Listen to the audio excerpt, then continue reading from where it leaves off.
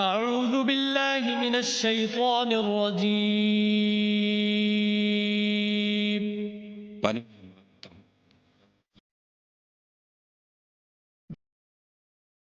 الرحمن الرحيم. شروع.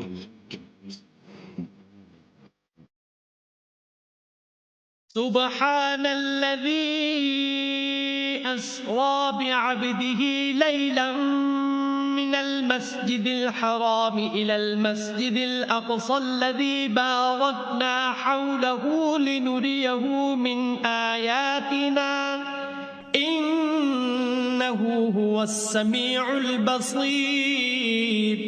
وہ ذات پاک ہے جو ایک رات اپنے بندے کو مسجد الحرام یعنی خانہ کعبہ سے مسجد اقصیٰ یعنی بیت المقدس تک جس کے گردا گرد ہم نے برکتیں رکھی ہیں لے گیا تاکہ ہم اسے اپنی قدرت کی نشانیاں دکھائیں. بے شک وہ سننے والا اور دیکھنے والا ہے. صدق اللہ العظیم. جمال حریم دنا دیکھ آئے،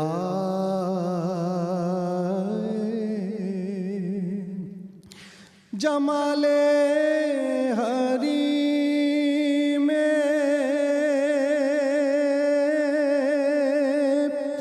دنا دیکھ آئے،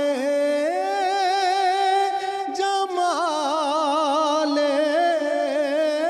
حریم دنا دیکھ آئے، خدا کو حبیب خدا دیکھ آئے، خدا کو حبیب خدا دیکھ آئے. ازل سے ابد تک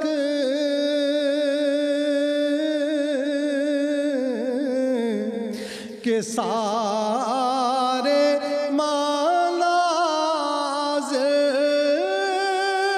ازل سے ابد تک کے سارے مناظر نظام جزا و سزا دیکھ آئے، خدا کو حبیب خدا دیکھ آئے. ہوئے آپ دار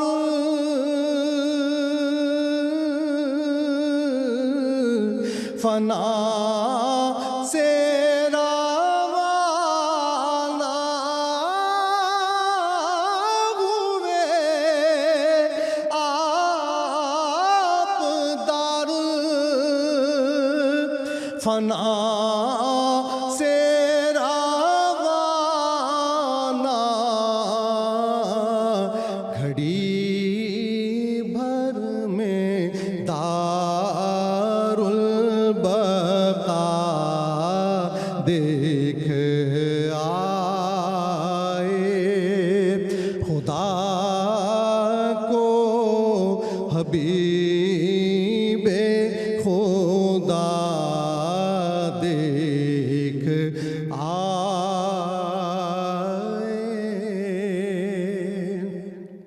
تجلی سے جس کی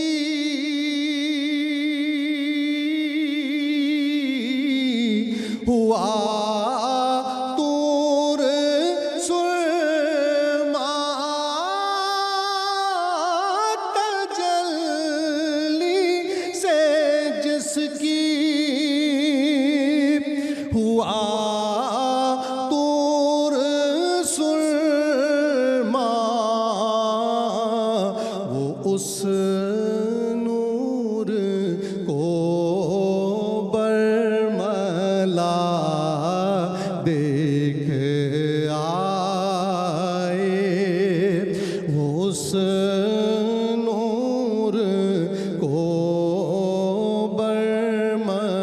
بلا دیکھ آئے،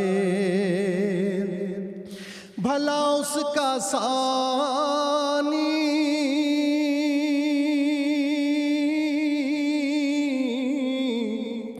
کہاں کوئی ہوگا بھلا اس کا ثانی، بھلا اس کا ثانی، بھلا اس کا ثانی کہاں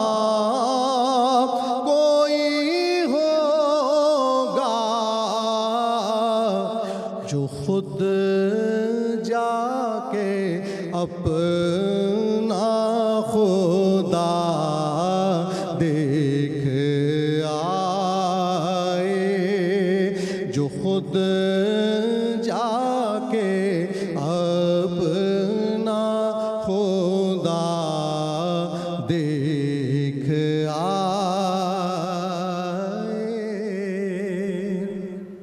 جو بالا ہے وہم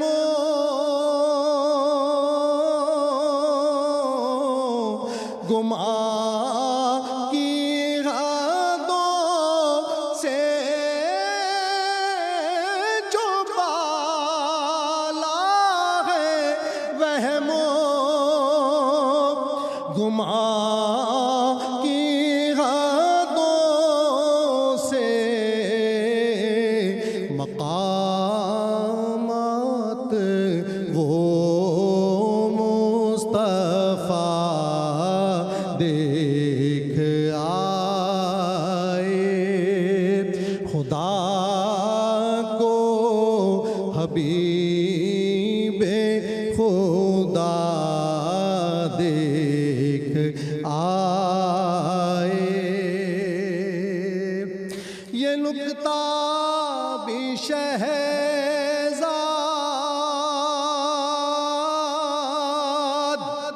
معراج میں تھا، یہ نکتہ بھی شہزاد معراج میں تھا،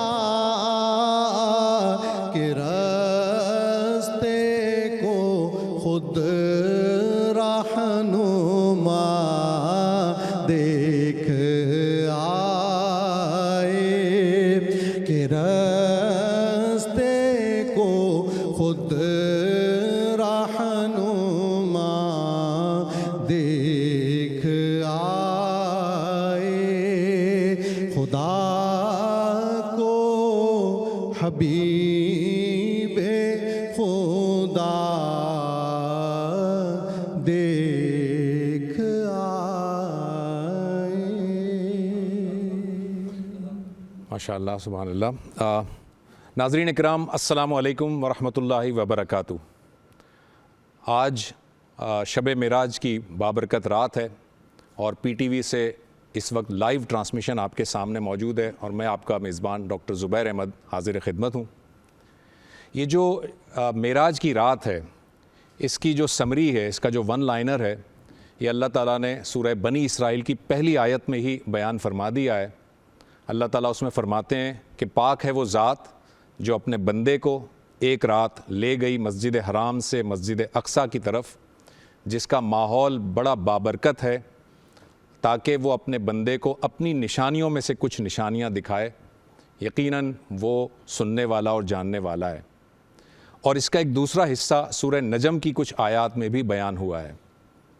یہ جو واقعہ معراج ہے، جب ہم اس کی تفصیل میں جاتے ہیں تو بنیادی طور پر یہ 3 حصوں میں مشتمل ہے، جس کی تفصیلات ہم اپنے مہمانان خصوصی جو ہمارے یہاں پہ موجود ہیں، جو اسکالرز ہیں، ان سے ہم بات کرتے ہوئے معلوم بھی کریں گے۔ لیکن یہ 3 جو مراحل ہیں اس پورے واقعہ معراج کے، اس میں پہلا مرحلہ یہ ہے جب نبی اکرم صلی اللہ علیہ وآلہ وسلم کو مسجد حرام سے مسجد اقصیٰ اللہ تعالیٰ جو ہے وہ لے کر گیا اپنے فرشتوں کے ذریعے سے، اپنے فرشتے کے ذریعے سے، اور یہ ایک واقعہ جو ہے یہ زمینی واقعہ ہے، یعنی کہ مسجد حرام سے مسجد اقصیٰ کی جانب. اس کے بعد مسجد اقصیٰ سے آپ کو 7 آسمانوں کی طرف لے جایا گیا، اس کی بھی تفصیلات ہیں. اور پھر اس کے بعد سدرۃ المنتہا ایک بیری کا درخت ہے، اس کے بعد آپ کو اکیلے آپ نے سفر طے کیا، اس کی بھی کچھ تفصیلات ہمیں حدیث مبارکہ سے ملتی ہیں. تو یہ تمام کا تمام جو واقعہ ہے جو اس 3 مراحل میں مکمل ہوتا ہے، آج ہم اپنے مہمانوں سے اس کی تفصیلات معلوم کریں گے. میرے ساتھ جو مہمانان گرامی تشریف رکھتے ہیں، میں سب سے پہلے ان کا تعارف کروائے دیتا ہوں. میری بائیں جانب تشریف رکھتے ہیں جناب محترم ڈاکٹر عمیر محمود صدیقی صاحب. ڈاکٹر صاحب ممتاز و معروف شخصیت کے مالک ہیں. آپ اسلامی نظریاتی کونسل کے ممبر بھی ہیں اور اس وقت جامعہ کراچی میں اسسٹنٹ پروفیسر ہیں ڈپارٹمنٹ آف اسلامک لرننگ کے. ڈاکٹر صاحب بہت بہت شکریہ آپ ہمارے پروگرام میں تشریف لائے. ان کے ساتھ تشریف رکھتے ہیں جناب مفتی ڈاکٹر عمران الحق کلیانوی صاحب. ڈاکٹر صاحب بھی کسی تعارف کے محتاج نہیں ہیں، آپ ان کو بھی مختلف ٹی وی شوز میں پروگرامز میں دیکھتے رہتے ہیں، اسپیشلی وہ مختلف وظائف بتاتے ہیں. آپ بھی کراچی یونیورسٹی کے شعبہ تدریس سے وابستہ ہیں اور آپ یونیورسٹی میں اسسٹنٹ پروفیسر ہیں شعبہ قرآن و سنہ میں. ڈاکٹر صاحب آپ کا بہت شکریہ، آپ پروگرام میں تشریف لائے اور کافی عرصے بعد آپ سے ملاقات ہوئی. میری دائیں جانب تشریف رکھتے ہیں جناب حکیم مولانا اکبر درش صاحب. حکیم صاحب ممتاز اور معروف عالم دین ہیں. آپ 5 مرتبہ ڈسٹرکٹ زکوٰۃ و عشر کمیٹی کے چیئرمین بھی رہ چکے ہیں اور اس کے ساتھ ساتھ اس وقت جامعہ گیلانیہ اور جامعہ مسجد شہباز سے وابستہ ہیں. درش صاحب بہت شکریہ آپ پروگرام میں تشریف لائے. ان کے ساتھ تشریف رکھتے ہیں معروف نعت خواں بین الاقوامی شہرتی یافتہ نعت خواں جناب سبیح الرحمانی صاحب. سبیح صاحب نہ صرف یہ کہ نعت گوئی اور حمد گوئی کے شعبے سے منسلک ہیں، اپنا ایک مقام بھی رکھتے ہیں، اس کے ساتھ ساتھ حمد اور نعت کی صنف سے متعلق آپ کی کوئی 18 کتب شائع ہو چکی ہیں. گویا آپ جو ہے وہ ایک طرح سے لکھاری بھی ہیں، مصنف بھی ہیں اور آپ کا جو شعبہ ہے، اسپیشلٹی ہے، وہ نعت اور حمد ہے. آپ کا بہت شکریہ سر، آپ تشریف لائے. میں پروگرام کا آغاز کرتا ہوں ڈاکٹر عمیر محمود صدیقی صاحب کے ساتھ. ڈاکٹر صاحب یہ جو واقعہ ہے، واقعہ معراج، جس کا کچھ حصہ جو ہے وہ سورہ نجم میں اللہ تعالیٰ نے بیان کیا ہے اور ایک آیت سورہ بنی اسرائیل میں، اور اس واقعے کی ایک تفصیل آپ نے ابتدائی کلام میں سبیح صاحب نے جس طرح سے جس کا نقشہ کھینچا. دراصل تو یہ معجزہ ہے. میں یہ جاننا چاہوں گا، ذرا ہمارے ناظرین کے لیے بتائیے گا کہ معجزہ کہتے کسے ہیں؟ بسم اللہ الرحمن الرحیم. آج ہم 27 رجب کی اس مقدس رات میں حضور علیہ الصلاۃ والسلام کے مسجد حرام سے مسجد اقصیٰ تک سفر اور پھر وہاں سے ثم عرج بی، پھر مجھے آسمانوں کی طرف لے جایا گیا، سفر اسراء اور معراج پر بات کر رہے ہیں. اور موقع وہ ہے کہ جب مسجد اقصیٰ میں مسلمان اس وقت نہایت ہی ظلم اور بربریت کا جو ہے وہ شکار ہیں جی. اور اس سے ہمارے دلوں میں خاص طور پر مسجد اقصیٰ کی اہمیت جو ہے وہ واضح ہوتی ہے، اجاگر ہوتی ہے کہ جب حضور علیہ الصلاۃ والسلام مسجد حرام سے مسجد اقصیٰ تک تشریف لے گئے ہیں تو مسلمان یہ بات جان لیں کہ ان کے 2 نہیں بلکہ 3 حرم ہیں، مسجد حرام، مسجد اقصیٰ اور مسجد نبوی صلی اللہ تعالی علیہ وآلہ وسلم. آپ نے معجزے کے حوالے سے بات کی ہے. قرآن مجید میں اللہ تعالیٰ نے لفظ معجزہ کے بجائے آیت کا لفظ استعمال کیا ہے کہ پروردگار عالم اپنے انبیاء علیہم السلام کو نشانی عطا فرماتا ہے. لیکن معجزے کی تعریف کیا ہے؟ معجزہ ایک ایسا امر ہے جو خلاف عادت ہوتا ہے، اس کا اظہار اللہ تبارک و تعالیٰ کے اذن سے ہوتا ہے اور وہ کسی نبی کے ذریعے سے ظاہر ہوتا ہے. خلاف عادت ہونے کا معنی یہ ہے فزیکل قوانین کا پابند نہیں ہوتا کہ میں ڈاکٹر صاحب اس کو یوں نہیں کہوں گا کہ وہ فطرت کے خلاف ہوتا ہے یا اللہ کے بنائے ہوئے قوانین کے خلاف ہوتا ہے، کیونکہ ہم نے قوانین کا بالکلیہ احاطہ ابھی تک نہیں کیا ہوا. اگرچہ ہمیں کائنات میں یونیورسلٹی اور ایٹرنیٹی نظر آتی ہے، لیکن کبھی بھی کوئی سائنسدان یا کوئی مفکر اور دانشور اللہ کے قواعد اور قوانین اور فطرت کے احاطے کا دعویٰ نہیں کرے گا. تو بڑی قابل توجہ بات یہ ہے کہ بظاہر جو چیزیں ہمیں فطرت اور عادت کے مطابق نظر آتی ہیں معجزہ وہ امر ہے جو اللہ کے اذن سے ظاہر ہوتا ہے اور خلاف عادت ظاہر ہوتا ہے. اگر اس کا ظہور اللہ کے نبی سے ہو تو اسے معجزہ کہا جاتا ہے. اب دیکھیے یہاں پر قرآن مجید کی میں 2 آیات مبارکہ پیش کرنا چاہوں گا. اللہ تعالیٰ فرماتا ہے قد جاءتکم بینۃ من ربکم ھذہ ناقۃ اللہ لکم آیہ. فرمایا کہ یہ اللہ تعالیٰ کی طرف سے نشانی ہے, روشن دلیل ہے کہ اللہ نے تمہیں پہاڑ میں سے ایک اونٹنی نکال کر دکھائی ہے. تو اللہ نے اس معجزے کو نشانی اور بینہ قرار دیا. ایک اور مقام پر فرمایا کہ وما کان لرسول ان یأتی بآیۃ الا بإذن اللہ. کسی نبی کے لیے یہ جائز ہی نہیں ہے کہ وہ کسی معجزے اور نشانی کا اظہار کریں مگر یہ کہ وہ اللہ کے اذن سے ہوتا ہے. اب آپ دیکھیے کہ حضرت سیدنا موسیٰ علیہ السلام کے دست مبارک میں ایک عصا کا حقیقتاً اژدہا بن جانا. جب آپ وہ عصا اپنا دست مبارک سے ایک پتھر پر مارتے ہیں تو اس میں سے پانی کے چشموں کا جاری ہو جانا. اسی طرح جب وہ ریڈ سی پر مارا جاتا ہے تو 12 رستوں کا بن جانا. اور کالطود العظیم یعنی سونامی نہیں آتا بلکہ وہاں پر پہاڑوں کی مانند وہ لہریں جو ہیں وہ کھڑی ہو جاتی ہیں اور ایک تودے کی صورت اختیار کر لیتی ہیں. اسی طرح حضرت سیدنا یونس علیہ السلام کا مچھلی کے پیٹ میں رہنا, سلیمان علیہ السلام کا ہواؤں میں سفر کرنا, حضرت سیدنا نوح علیہ السلام کی کشتی کا پہاڑ کی مانند لہروں کے سینے کو چیر کر پانی کے اندر سفر کرنا, اور اسی طرح حضرت سیدنا مسیح علیہ السلام کا مٹی کے پرندے بنا کر ان میں دم کرنا اور ان پرندوں کا اللہ کے نام سے زندہ ہو جانا, آپ علیہ السلام کا مردوں کو زندہ کرنا, پیدائشی نابینا افراد کو شفایاب کرنا, اور اسی طرح کوڑ کے مریضوں کو صحت یاب کر دینا. یہ تمام کے تمام معجزات ہیں اور یہ معجزات 2 طرح کے ہیں. ایک حصی ہیں جن کو آپ ایمپیریکلی آپ ویریفائی کر لیتے ہیں, کوئی شخص اپنے نبی کے معجزے کو اپنی آنکھوں سے دیکھ لیتا ہے. اور کچھ معجزات وہ ہوتے ہیں جو مانوی طور پر ہوتے ہیں کہ جیسے قرآن مجید کا یعنی ایلوکوئنس کے اندر اس قدر معراج کو پہنچنا کہ قرآن کریم کے جس طرح کا کوئی جو کلام جو ہے وہ کوئی نہیں لا سکتا. اللہ تعالیٰ خود فرماتا ہے کہ فاتوا بسورۃ من مثلہ. لیکن حضور علیہ الصلوۃ والسلام کے بارے میں یہ خاص بات ہے کہ ہر نبی کا معجزہ زمان و مکان کے ساتھ محدود ہے, لیکن آپ صلی اللہ علیہ وسلم کو قرآن مجید کی روشنی میں قرآن مجید کی صورت میں اللہ نے ایک ایسا معجزہ عطا کر دیا جو قیامت تک اس امت کے ساتھ رہے گا.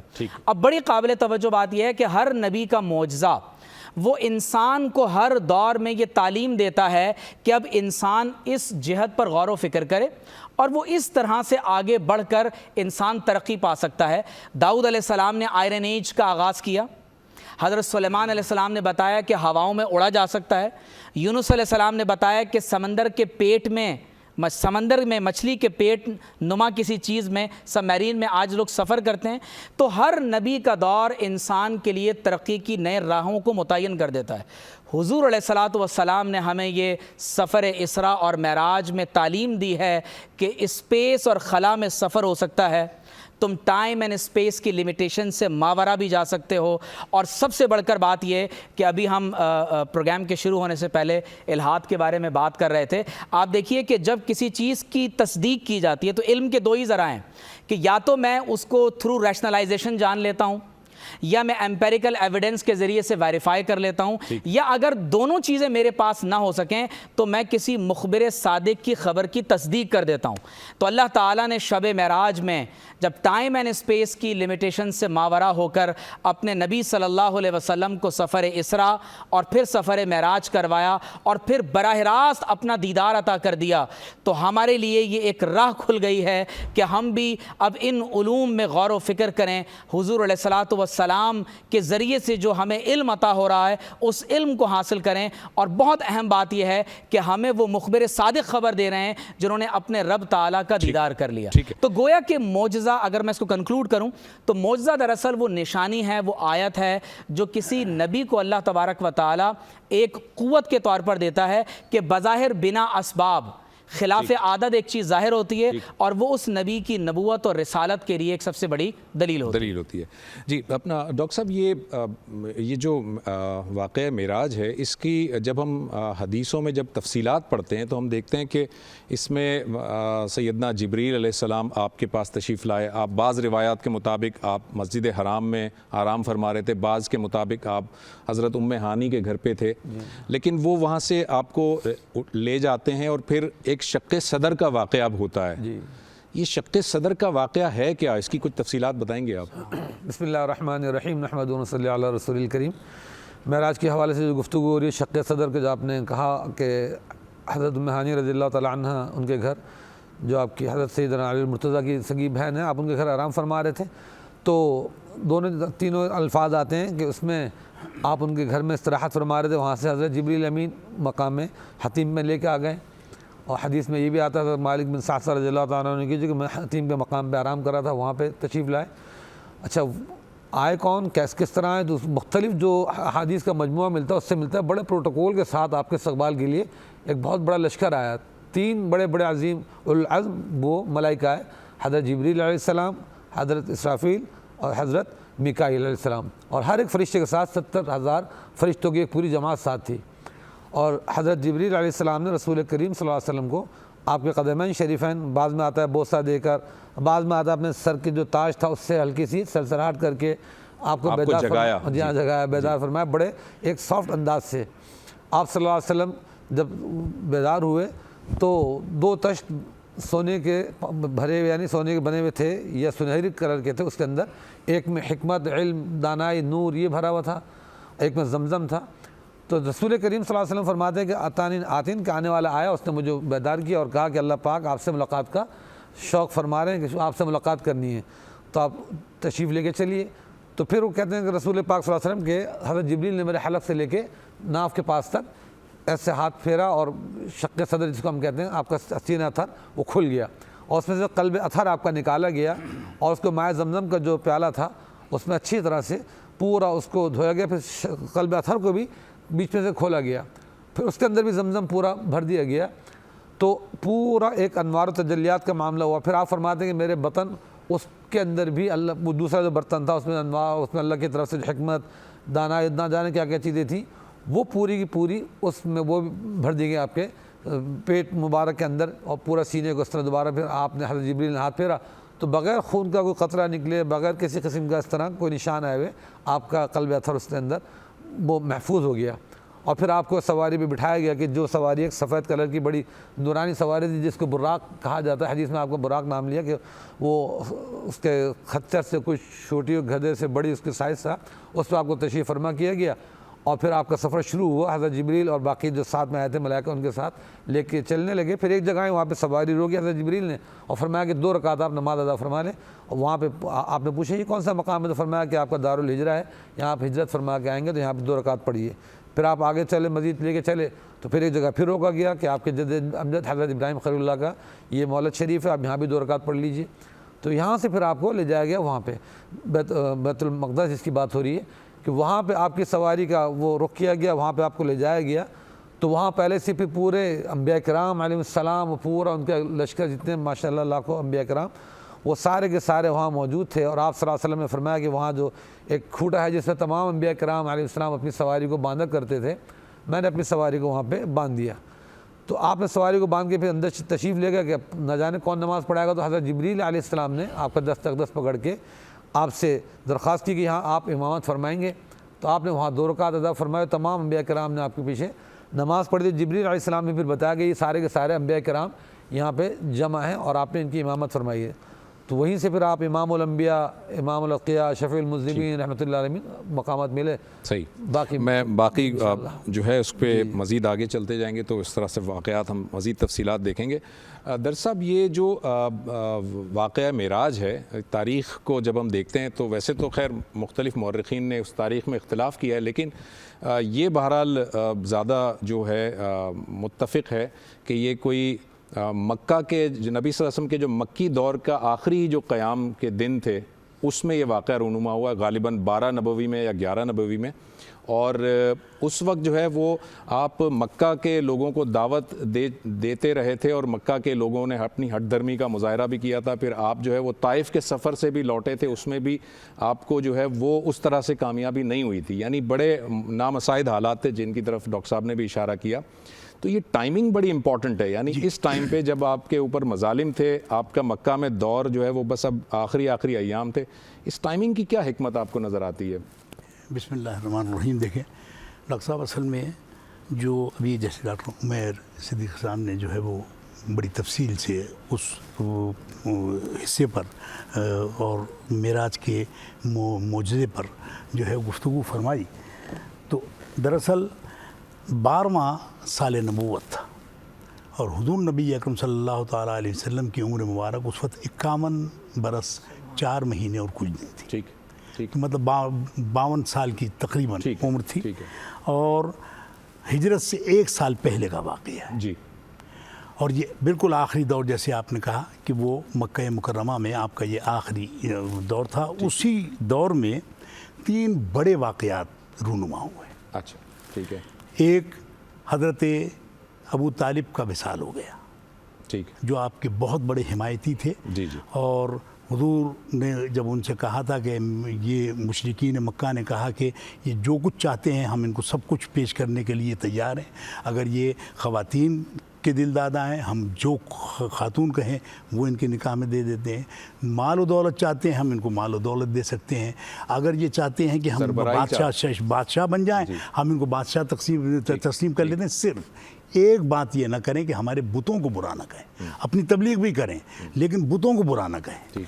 तो हुज़ूर नबी अकरम सल्लल्लाहु ताला अलैहि वसल्लम ने हज़रत अबू तालिब से कहा कि साहब बात यह है कि अगर ये मेरे दाएं हाथ पर सूरज और बाएं हाथ पर जो है चाँद ला कर रख दें तब भी मैं बुतों को बुरा कहने से बाज नहीं आऊँगा। और ये चूँकि जब तक मैं इन माबूदान बातिल की नफ़ी नहीं करूँगा उस वक्त तक जो है वो अल्लाह ताला की वहदानियत जो है वो इनकी समझ में नहीं आएगी, इसलिए आपने उससे इनकार फरमा दिया। और हुज़ूर की चश्मे मुबारक में जो है आंसू आ गए। तो हज़रत अबू तालिब ने जब देखा कि भतीजा जो है वो रो रहे हैं, कहने लगे कि जाओ फिर अब तुम अपना काम करो, इन सब मुशरिकीन मक्का को मैं देख लूँगा और कोई तुम आपकी जानिब टेढ़ी आँख करके भी नहीं देख सकेगा। ठीक। तो एक तो उनका विसाल हो गया, इतने बड़े हिमायती। जी जी। शेब अबी तालिब में जो आप 3 साल जो वो किया बाइकआउट हुआ था और उसी शेब अबी तालिब के फ़ौरन बाद के ये वाक़यात। ठीक। और हज़रत सैयदा उम्मुल मोमिनीन बीबी खदीजतुल कुबरा रज़ी अल्लाह ताला अन्हा का विसाल भी उसी साल हुआ। ठीक। आमुल हुज़्न जैसे। ठीक। और तीसरा वाक़या जो बड़ा हुआ वो ये था कि आपने ताइफ का सफ़र अख्तियार फरमाया। ठीक। और ताइफ के लोगों को जब आपने जो है वो दावत हक़ दी तो वो वहाँ वो सरदार रहते थे, उन्होंने ओबाश लड़कों को और उनको जो है आपके पीछे लगा दिया। वो संगबारी कर रहे थे, इतनी संगबारी की कि आपका जसद अथर जो है वो लहू लहान हो गया और आपकी नालैन मुबारक जो है आपके पाँव में खून के बहने की वजह से जम गई। और आप एक मकाम पर बैठे तो वो फिर रस्सी लेकर आ गए और घसीटने लगे कि आप यहाँ से हटें। ठीक। हज़रत ज़ैद आपके जो मुतमन्ना थे वो आपके साथ थे वहाँ। तो फरिश्ते जबल को अल्लाह ताला ने भेजा कि जाओ मेरे महबूब से कहो कि अगर ये लोग आपकी जान के दरपे हो गए हैं तो अब आप अगर इनके लिए बद्दुआ फरमा दें तो ये ताइफ के सारे पहाड़ में इन पर जो है उलट दूंगा। और फरिश्ते जबल ने कहा कि मैं पहाड़ों का और इनको पीस दूंगा। आपने दुआ के लिए हाथ उठाए, हज़रत फरमाते हैं हुजूर ने फरमाया अल्लाहुम्मा इहद कौमी फ़इन्नहुम ला यालमून, कि परवरदिगार मेरी कौम को हिदायत दे, ये मेरे मर्तबे को नहीं पहचानते। तो ये वहाँ से आप जब वापस आए तो अब आप सोचें कि ताइफ का सफ़र कितना कठिन सफ़र था कि वो कहते हैं तबलीग इस्लाम की मंजिल आसान भी दुश्वार भी है और रहमत का गहवारा भी ताइफ का बाजार भी है। तो दोनों तरह की। और हुजूर ने फरमाया उसके बाद कि जितने अम्बिया किराम अलैहिमुस्सलाम यहाँ दुनिया में मबूस हुए सबसे ज़्यादा तबलीगी काम में मुझे तकलीफ़ पहुँचाई गई। तो अब आपने इतनी तकालीफ़ के बाद अब अल्लाह ताला को दिलजोई भी फरमानी थी कि ये 3 वाक़यात इतने अजीम गुजर गए और सैयदा उम्मुल मोमिनीन ने तो सारी दौलत आपके कदमों पर निछावर कर दी थी और वो मलिका अरब कहलाती थी और उनके पास माल और दौलत की कमी नहीं थी। हर शख्स बड़े बड़े सरदार चाहते थे कि उनसे जो है रिश्ता हो जाए, लेकिन उन्होंने हुजूर से रिश्ता करके और वो सारे माल और दौलत जो है वो आप पर लुटा दिया। वहीं हज़रत अबू तालिब की तबीयत ख़राब हुई शेब अबी तालिब में, और वो शेब अबी तालिब ही में जो है वो हज़रत उम्मुल मोमिनीन बीबी खदीजतुल कुबरा रज़ी अल्लाह ताला अन्हा खारा पानी जो है वो इस्तेमाल में आता था पीने के लिए, तो उनके गुलू अक़दस में जो है ज़ख़म हो गए और اسی بیماری میں آپ کا مثال ہوا. اب آپ یہ دونوں واقعات اور پھر اس کے ساتھ تیسرا جو ہے طائف کا واقعہ تھا, تو اب یہ اللہ تعالیٰ نے جو ہے وہ یہ اتنا بڑا پھر اعزاز عطا فرما دیا کہ یہ ساری تکالیف جو تھی اس کے سامنے ہیچ تھی. ٹھیک ٹھیک. سبی صاحب, یہ ابھی آپ سے مزید میں کلام سننا چاہوں گا, لیکن اس سے پہلے میں یہ جاننا چاہتا ہوں, کیونکہ آپ نے جو ہے وہ 17-18 کتب بھی تصنیف فرمائی ہیں, اور خاص اسی نعت اور حمد کے صنف سے متعلق, مجھے یہ بتائیے گا کہ یہ جو واقعہ ہے, اس واقعے کی وجہ سے حمد اور نعت کی جو صنف ہے اس میں کیا اثرات مرتب ہوئے ہیں, کیا نئی جدت آئی ہے, کوئی اور چیز اگر آپ بتانا چاہیں. بسم اللہ الرحمن الرحیم. دیکھیے, جس طرح ابھی گفتگو شروع ہوئی, ہمارے علماء کرام نے بات کی کہ کائنات انسانی کا, انسانی تاریخ کا ایک ایسا عظیم واقعہ تھا جس سے بہت سارے خیالات, بہت سارے افکار معدوم ہو گئے, اور اس میں ایک نئی جہت نکل آئی سوچنے کے لیے. جس طرح ہمارے بھائی نے ابھی گفتگو کرتے ہوئے کہا کہ نبی کریم صلی اللہ علیہ وسلم کے اس معجزے سے یہ سمجھ میں آیا کہ بھئی سائنس اب اسپیس کی طرف جو بھی ہے سفر کر سکتا ہے. جیسے اقبال نے کہا کہ بشریت کی زد میں ہے گردوں, سبق ملا ہے یہ معراج مصطفیٰ سے مجھے, تو کہ عالم بشریت کی زد میں ہے گردوں. ایک پہلو نیا آیا. اردو نعت پر, ظاہر نعت تو نبی کریم صلی اللہ علیہ وسلم کی سیرت و کردار اور معجزات اور ان کی پوری زندگی کا احاطہ ہی کرتی ہے, اور ان کی تعلیمات کے اثرات جو معاشرے پر پڑتے ہیں اس کو واضح کرتی ہے. اردو نعت میں بہت سارے موضوعات متعین ہوئے جو نعت کے موضوعات تھے, جس میں رسول اللہ صلی اللہ علیہ وسلم کی بعثت بھی تھی, وفات بھی تھی, کار نبوت بھی تھا, اور ان کی تعلیمات سے پھیلنے والے نور کے اثرات بھی تھے. لیکن اس میں ایک بہت بڑا پہلو معراج سے متعلق آیا, اور اردو نعت میں معراج ناموں کی ایک الگ روایت قائم ہوئی. اچھا. اس پورے واقعے کو لوگوں نے ہزارہا, بعض شعراء نے تو ہزارہا بند میں مکمل کیا ہے, اور پورے واقعے کی جزیات پر, اس سے متعلق روایات پر, اس واقعے کے بعد میں پڑھنے والے اثرات پر, اور جس طرح بھی پہلے ہمارے اکبر صاحب نے ذکر کیا کہ یہ ایک دلجوئی کا پہلو تھا, تو ہمارے بعض صوفی شعراء نے اس پہلو کو بھی بہت اہمیت دی کہ اللہ رب العزت نے دلجوئی میں کس انعام سے نوازا. تو یہ اتنا رچ ہے ہمارے ہاں نعت گوئی میں معراج ناموں کا تصور اور معراج ناموں کی روایت, کہ اس پر اب ماشاءاللہ پی ایچ ڈی ہو رہے ہیں کافی. ابھی میں نے 2 کتابیں اپنے ادارے نعت ریسرچ سینٹر سے چھاپی ہیں, جس میں اردو شاعری پر واقعہ معراج کے اثرات, ڈاکٹر طاہرہ انعام کا ایک پورا پی ایچ ڈی کا مقالہ ہے جو میرے ادارے نے چھاپا. پھر اردو میں معراج نامے, ان کی روایت پر ڈاکٹر سید یحییٰ نشید کی ایک کتاب میں نے چھاپی ہے, اور ابھی اس پر بہت کام رہتا ہے باقی. تو میں سمجھتا ہوں کہ تاریخ انسانی کو اس واقعے نے جس طرح صرف اردو کی تاریخ کو نہیں بلکہ دنیا میں جتنی زبانیں ہیں اور مسلمانوں کے علاوہ غیر مسلم شعراء نے بھی اس طرف توجہ کی. یعنی غالب نے پورا معراج نامہ لکھا ہے, اور اقبال کے یہاں معراج نامے اور معراج سے تصور کشید کر کے جو بات کی گئی ہے, اسی طرح بہت سارے لوگوں نے, ہمارے شعراء نے جو غیر مسلم شعراء ہیں, ان کے یہاں بھی معراج کا واقعہ انسان کے ذہن کو کھولنے, انسان کی راہوں کو, سائنس کی راہوں کو متعین کرنے کے لیے بہت بنیادی کردار بن کر سامنے آیا. ٹھیک. میں جی ڈاکٹر صاحب کہ میں ابھی جیسے سبی رحمانی صاحب نے جو گفتگو فرمائی کہ معراج سے متعلق میں نے بھی ایک قصیدہ لکھا, تقریباً 150 اشعار ہیں اس کے. 150 اشعار پوری جو ہے معراج کے واقعے کو میں نے نظم کیا. ماشاء اللہ سر, ضرور آپ اسے ضرور مجھے دیجیے گا, میں پڑھوں گا. سبی صاحب, آپ سے کلام کی درخواست.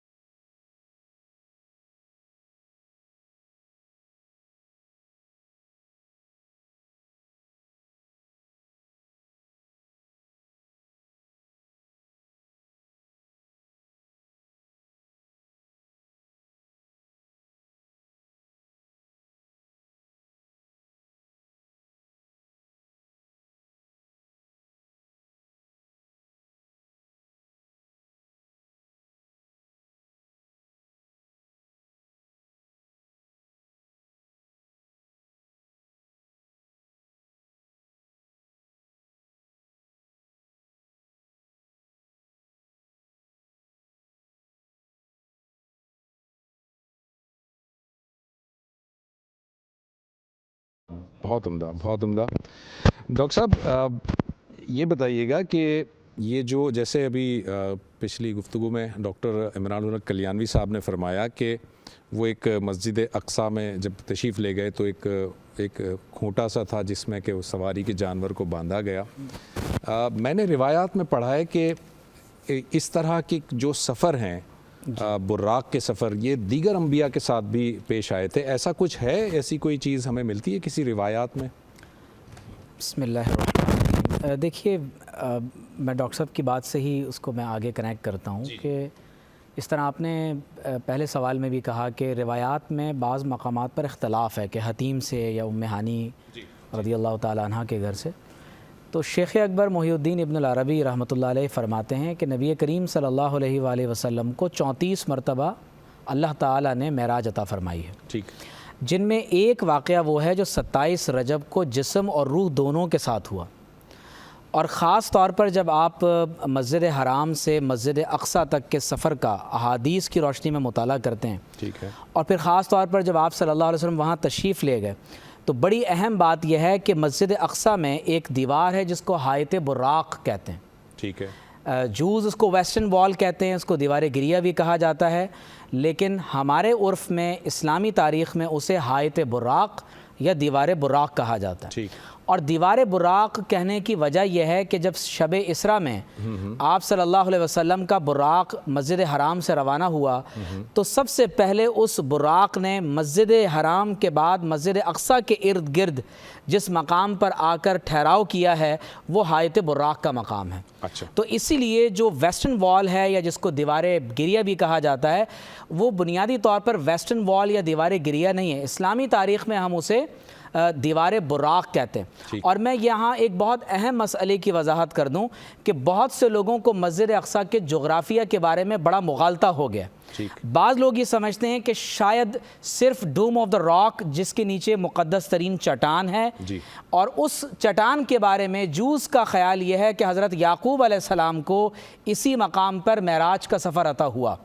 ٹھیک، تو یہاں پر مغالطہ کیا ہے کہ بعض لوگ صرف ڈوم آف دا راک کو مسجد اقصیٰ سمجھتے ہیں، اور بعض لوگ صرف سلور گنبد والی مسجد کو ہی مسجد اقصیٰ سمجھتے ہیں، جبکہ آپ کو ٹیمپل ماؤنٹ پر، جس کو یعنی جوش ایسکیٹالوجی میں اس کو ٹیمپل ماؤنٹ کہتے ہیں، اسلامی اصطلاح میں یہ تمام دیواریں اور اس ماؤنٹ پر جو کچھ موجود ہے مسجد قبلی سے لے کر قبۃ الصخرہ تک یہ تمام کا تمام حصہ مسجد اقصیٰ ہے، اور یہی بارکنا حولہ، الذی بارکنا حولہ۔ یہاں ابراہیم علیہ السلام اور 1000 انبیاء علیہ السلام کے مزارات قدسیہ موجود ہیں۔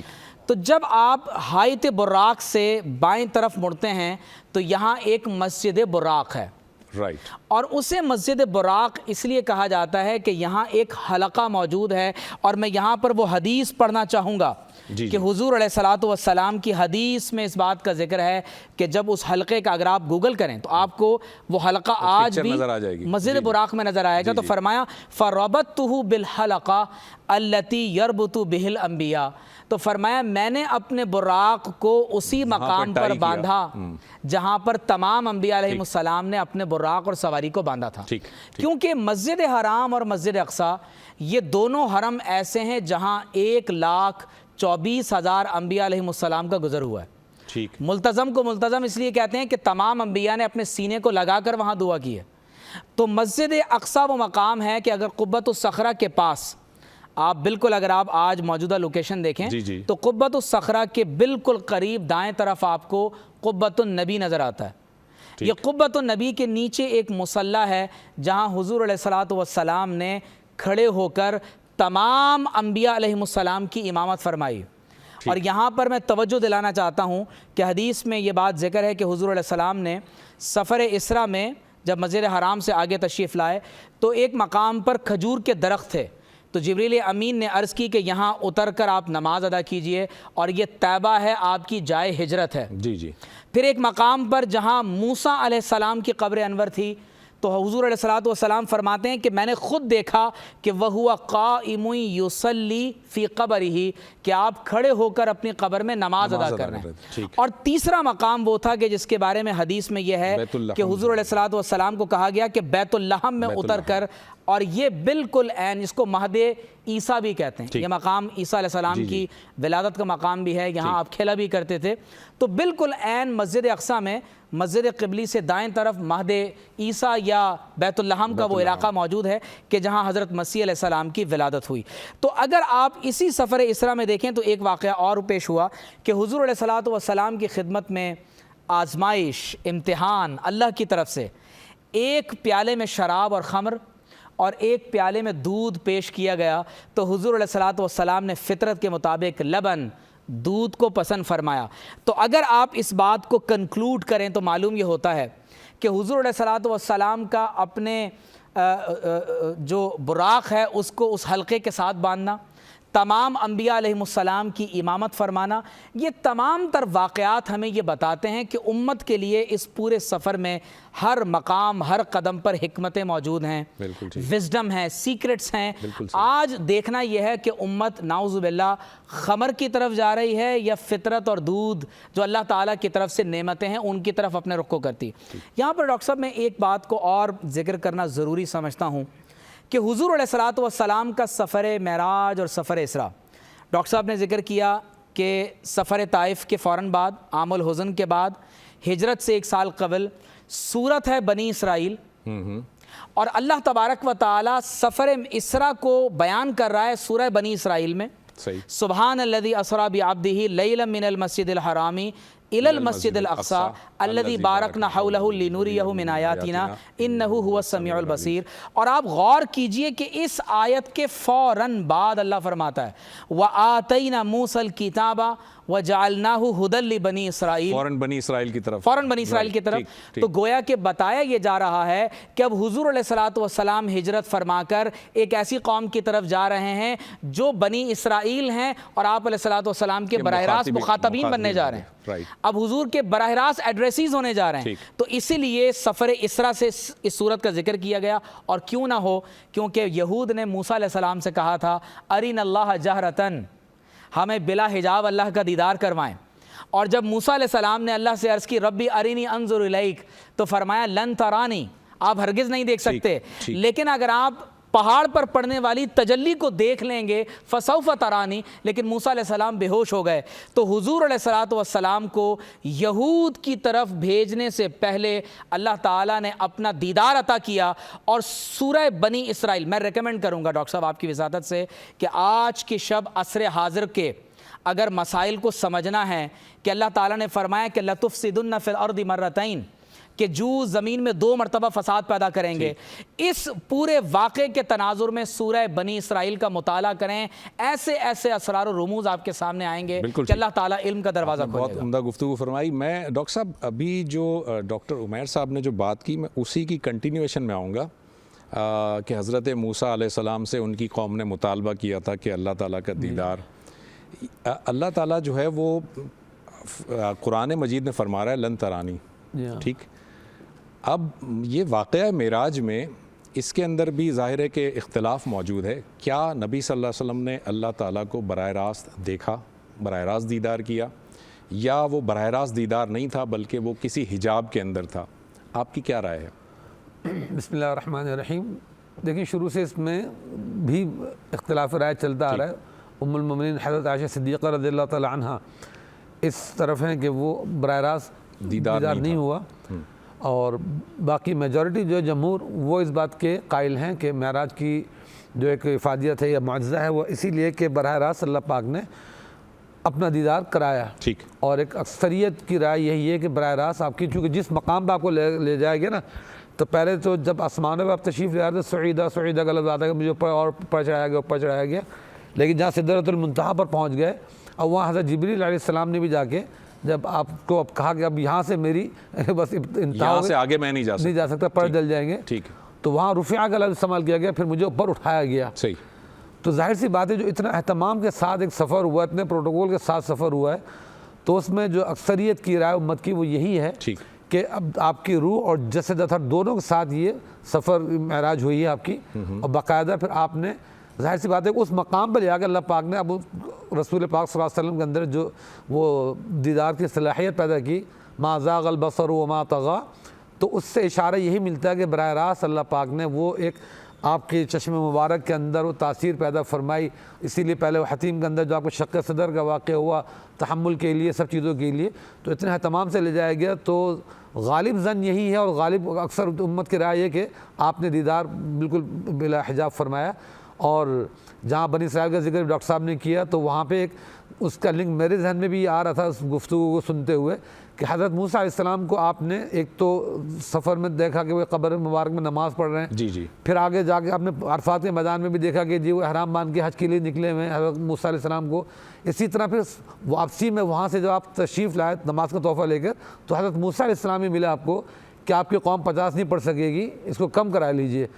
تو اب یہ حضرت موسیٰ علیہ السلام کا وہاں پہ ملنا، پھر آپ صلی اللہ علیہ وسلم کا واپس تشریف لے جانا، نمازوں میں تخفیف کرانا، یہ بہت ساری چیزیں ایسی کہ مدینہ طیبہ میں براہ راست آپ کا زیادہ تر آپ کا پھر یہود کے بڑے ٹاپ لیول کے جو ہوتا ہے نا احبار رہبان علماء، ان سے آپ کا پھر ظاہر مذہب کا وہ ملاپ بھی ہونا تھا، ٹکراؤ ہونا تھا. صحیح. تو اس لیے وہاں حضرت موسیٰ علیہ السلام سے خاص ملاقات ہوئی.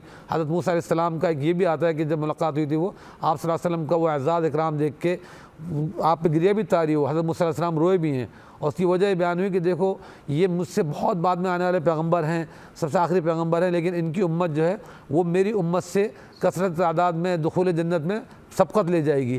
تو اس بات پہ ان کو رشک آیا، اس رشک کے آنسو تھے.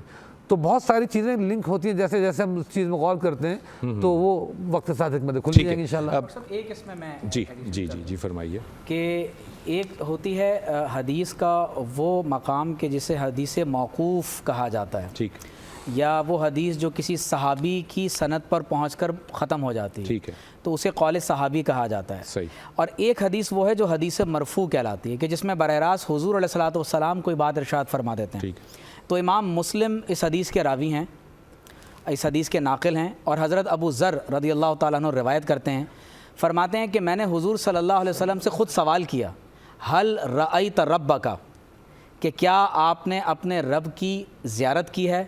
تو آپ صلی اللہ علیہ وسلم نے فرمایا نور انی اراہو، کہ میں نے اللہ تعالیٰ کے عظیم الشان نور کی رویت کی ہے، اللہ تعالیٰ کے عظیم الشان نور کو دیکھا. اور جو موسیٰ علیہ السلام کا واقعہ ہے اس میں بھی یہی ذکر ہے کہ فَإِنِ اسْتَقَرَّ مَقَامَهُ فَسَوْفَ تَرَانِي، اگر یہ پہاڑ اپنی جگہ مستقر رہ گیا تو آپ عنقریب مجھے دیکھ لیں گے. تو رویت کی بالکلیہ نفی نہیں، ہاں ادراک کی نفی ہے. رویت اور ادراک میں ظاہر ہے کہ فرق ہوتا ہے. تو حدیث مرفوع میں کیونکہ حضور علیہ السلام نے خود فرما دیا تو لہذا ترجیح اس کو. بہت شکریہ سر، آپ نے وضاحت کر دی، تھینک یو. اکبر صاحب، یہ جو ابھی جس طرح سے ڈاکٹر صاحب نے فرمایا، جس حوالے سے بات کی آپ نے کہ یہ نماز کا تحفہ دیا گیا، اور وہ میں یہ جاننا چاہوں گا کہ یہ معراج جو ہے، جیسے ہم نے ابتدا میں دیکھا کہ وہ سن 12 نبوی ہے، تو سن 12 نبوی میں کیا نماز فرض ہوئی ہے؟ اس سے پہلے نماز نہیں پڑھی جاتی تھی؟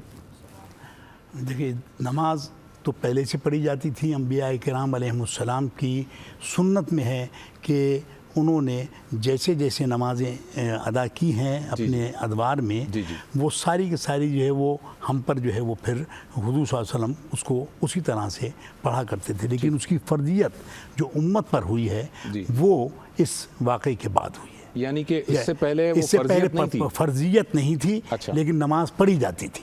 اور حضرت عمر رضی اللہ تعالیٰ عنہ نے جب ایمان کی دولت سے وہ سرفراز ہوئے تو حضور صلی اللہ علیہ وسلم سے کہا کہ بھئی آپ جو ہے وہ یہاں خانہ کعبہ میں علی اعلان نماز کیوں نہیں ادا فرماتے؟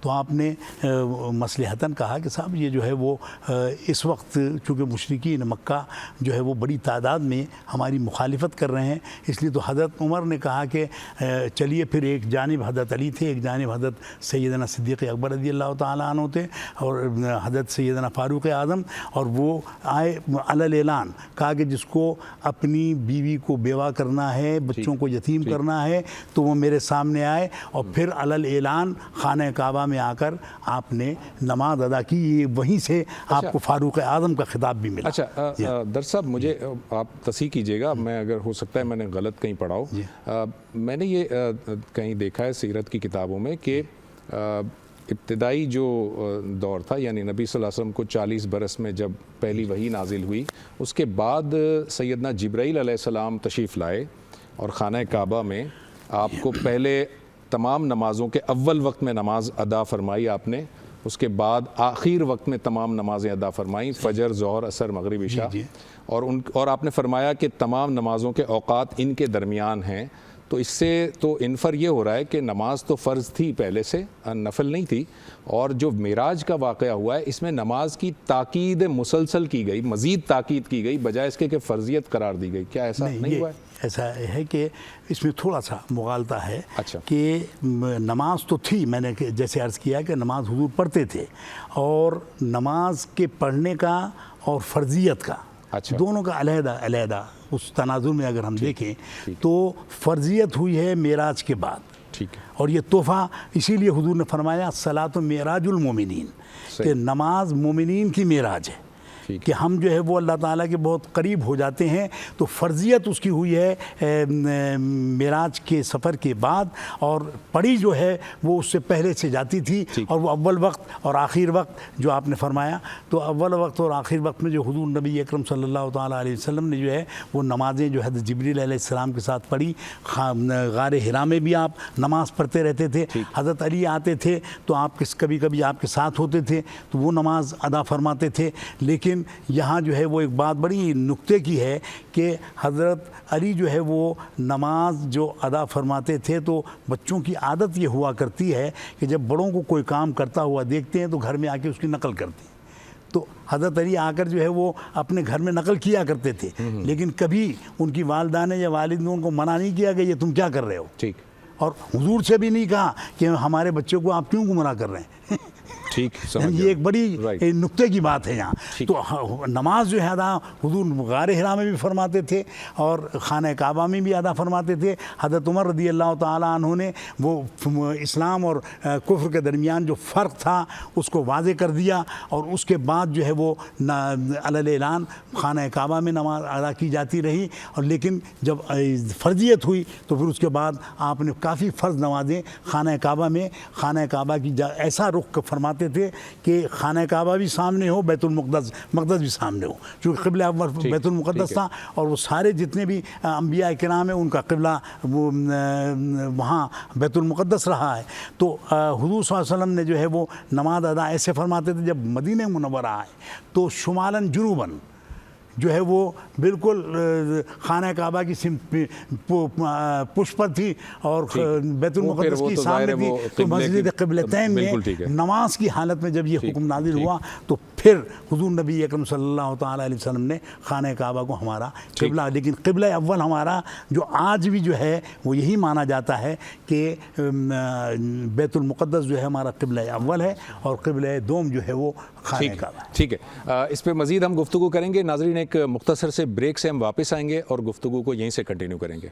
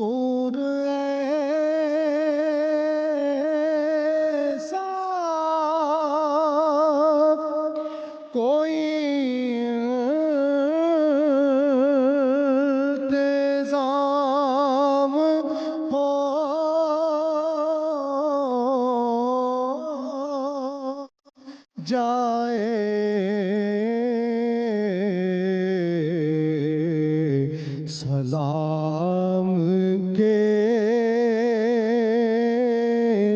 لیے حاضر غلام ہو جائے سلام کے لیے حاضر غلام ہو جائے میں صرف دیکھ لوں ایک بار صبح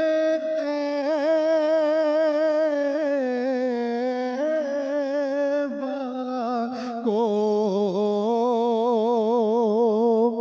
میں صرف دیکھ لوں ایک بار صبح طیبہ کو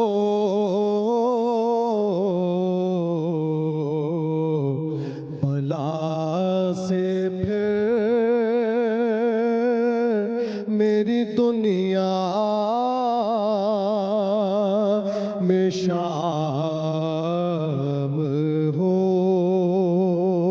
ہو جائے سلام کے لیے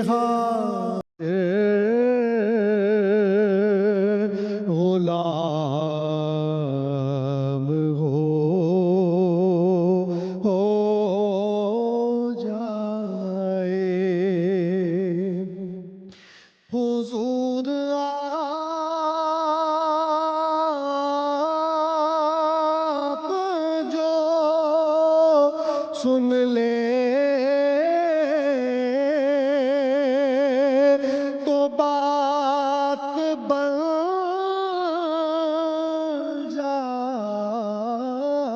جائے حضور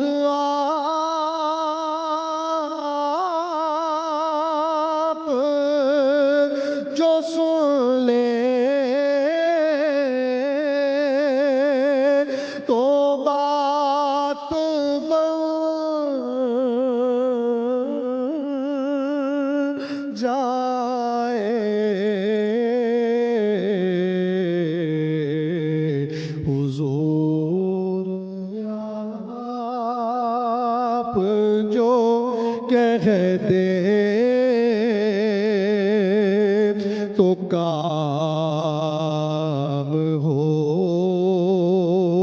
ہو جائے سلام کے لیے حاضر غلام ہو جائے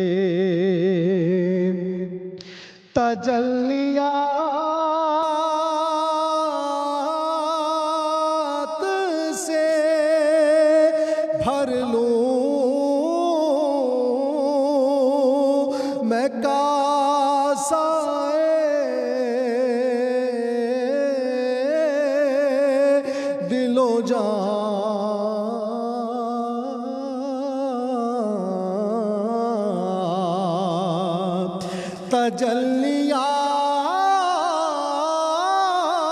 تجلیات سے بھر لوں میں کاسائے دل و جان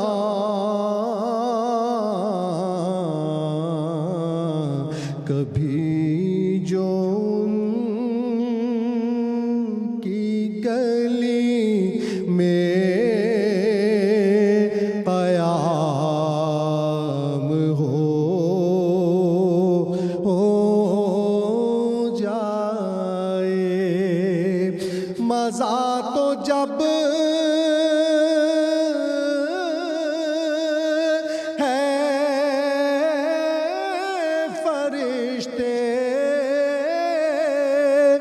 یہ قبر میں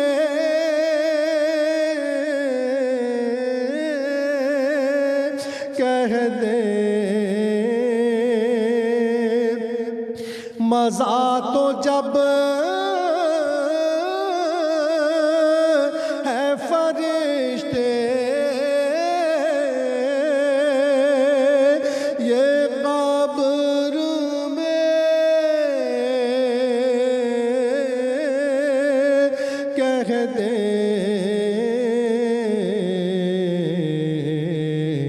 سبیغ مدحت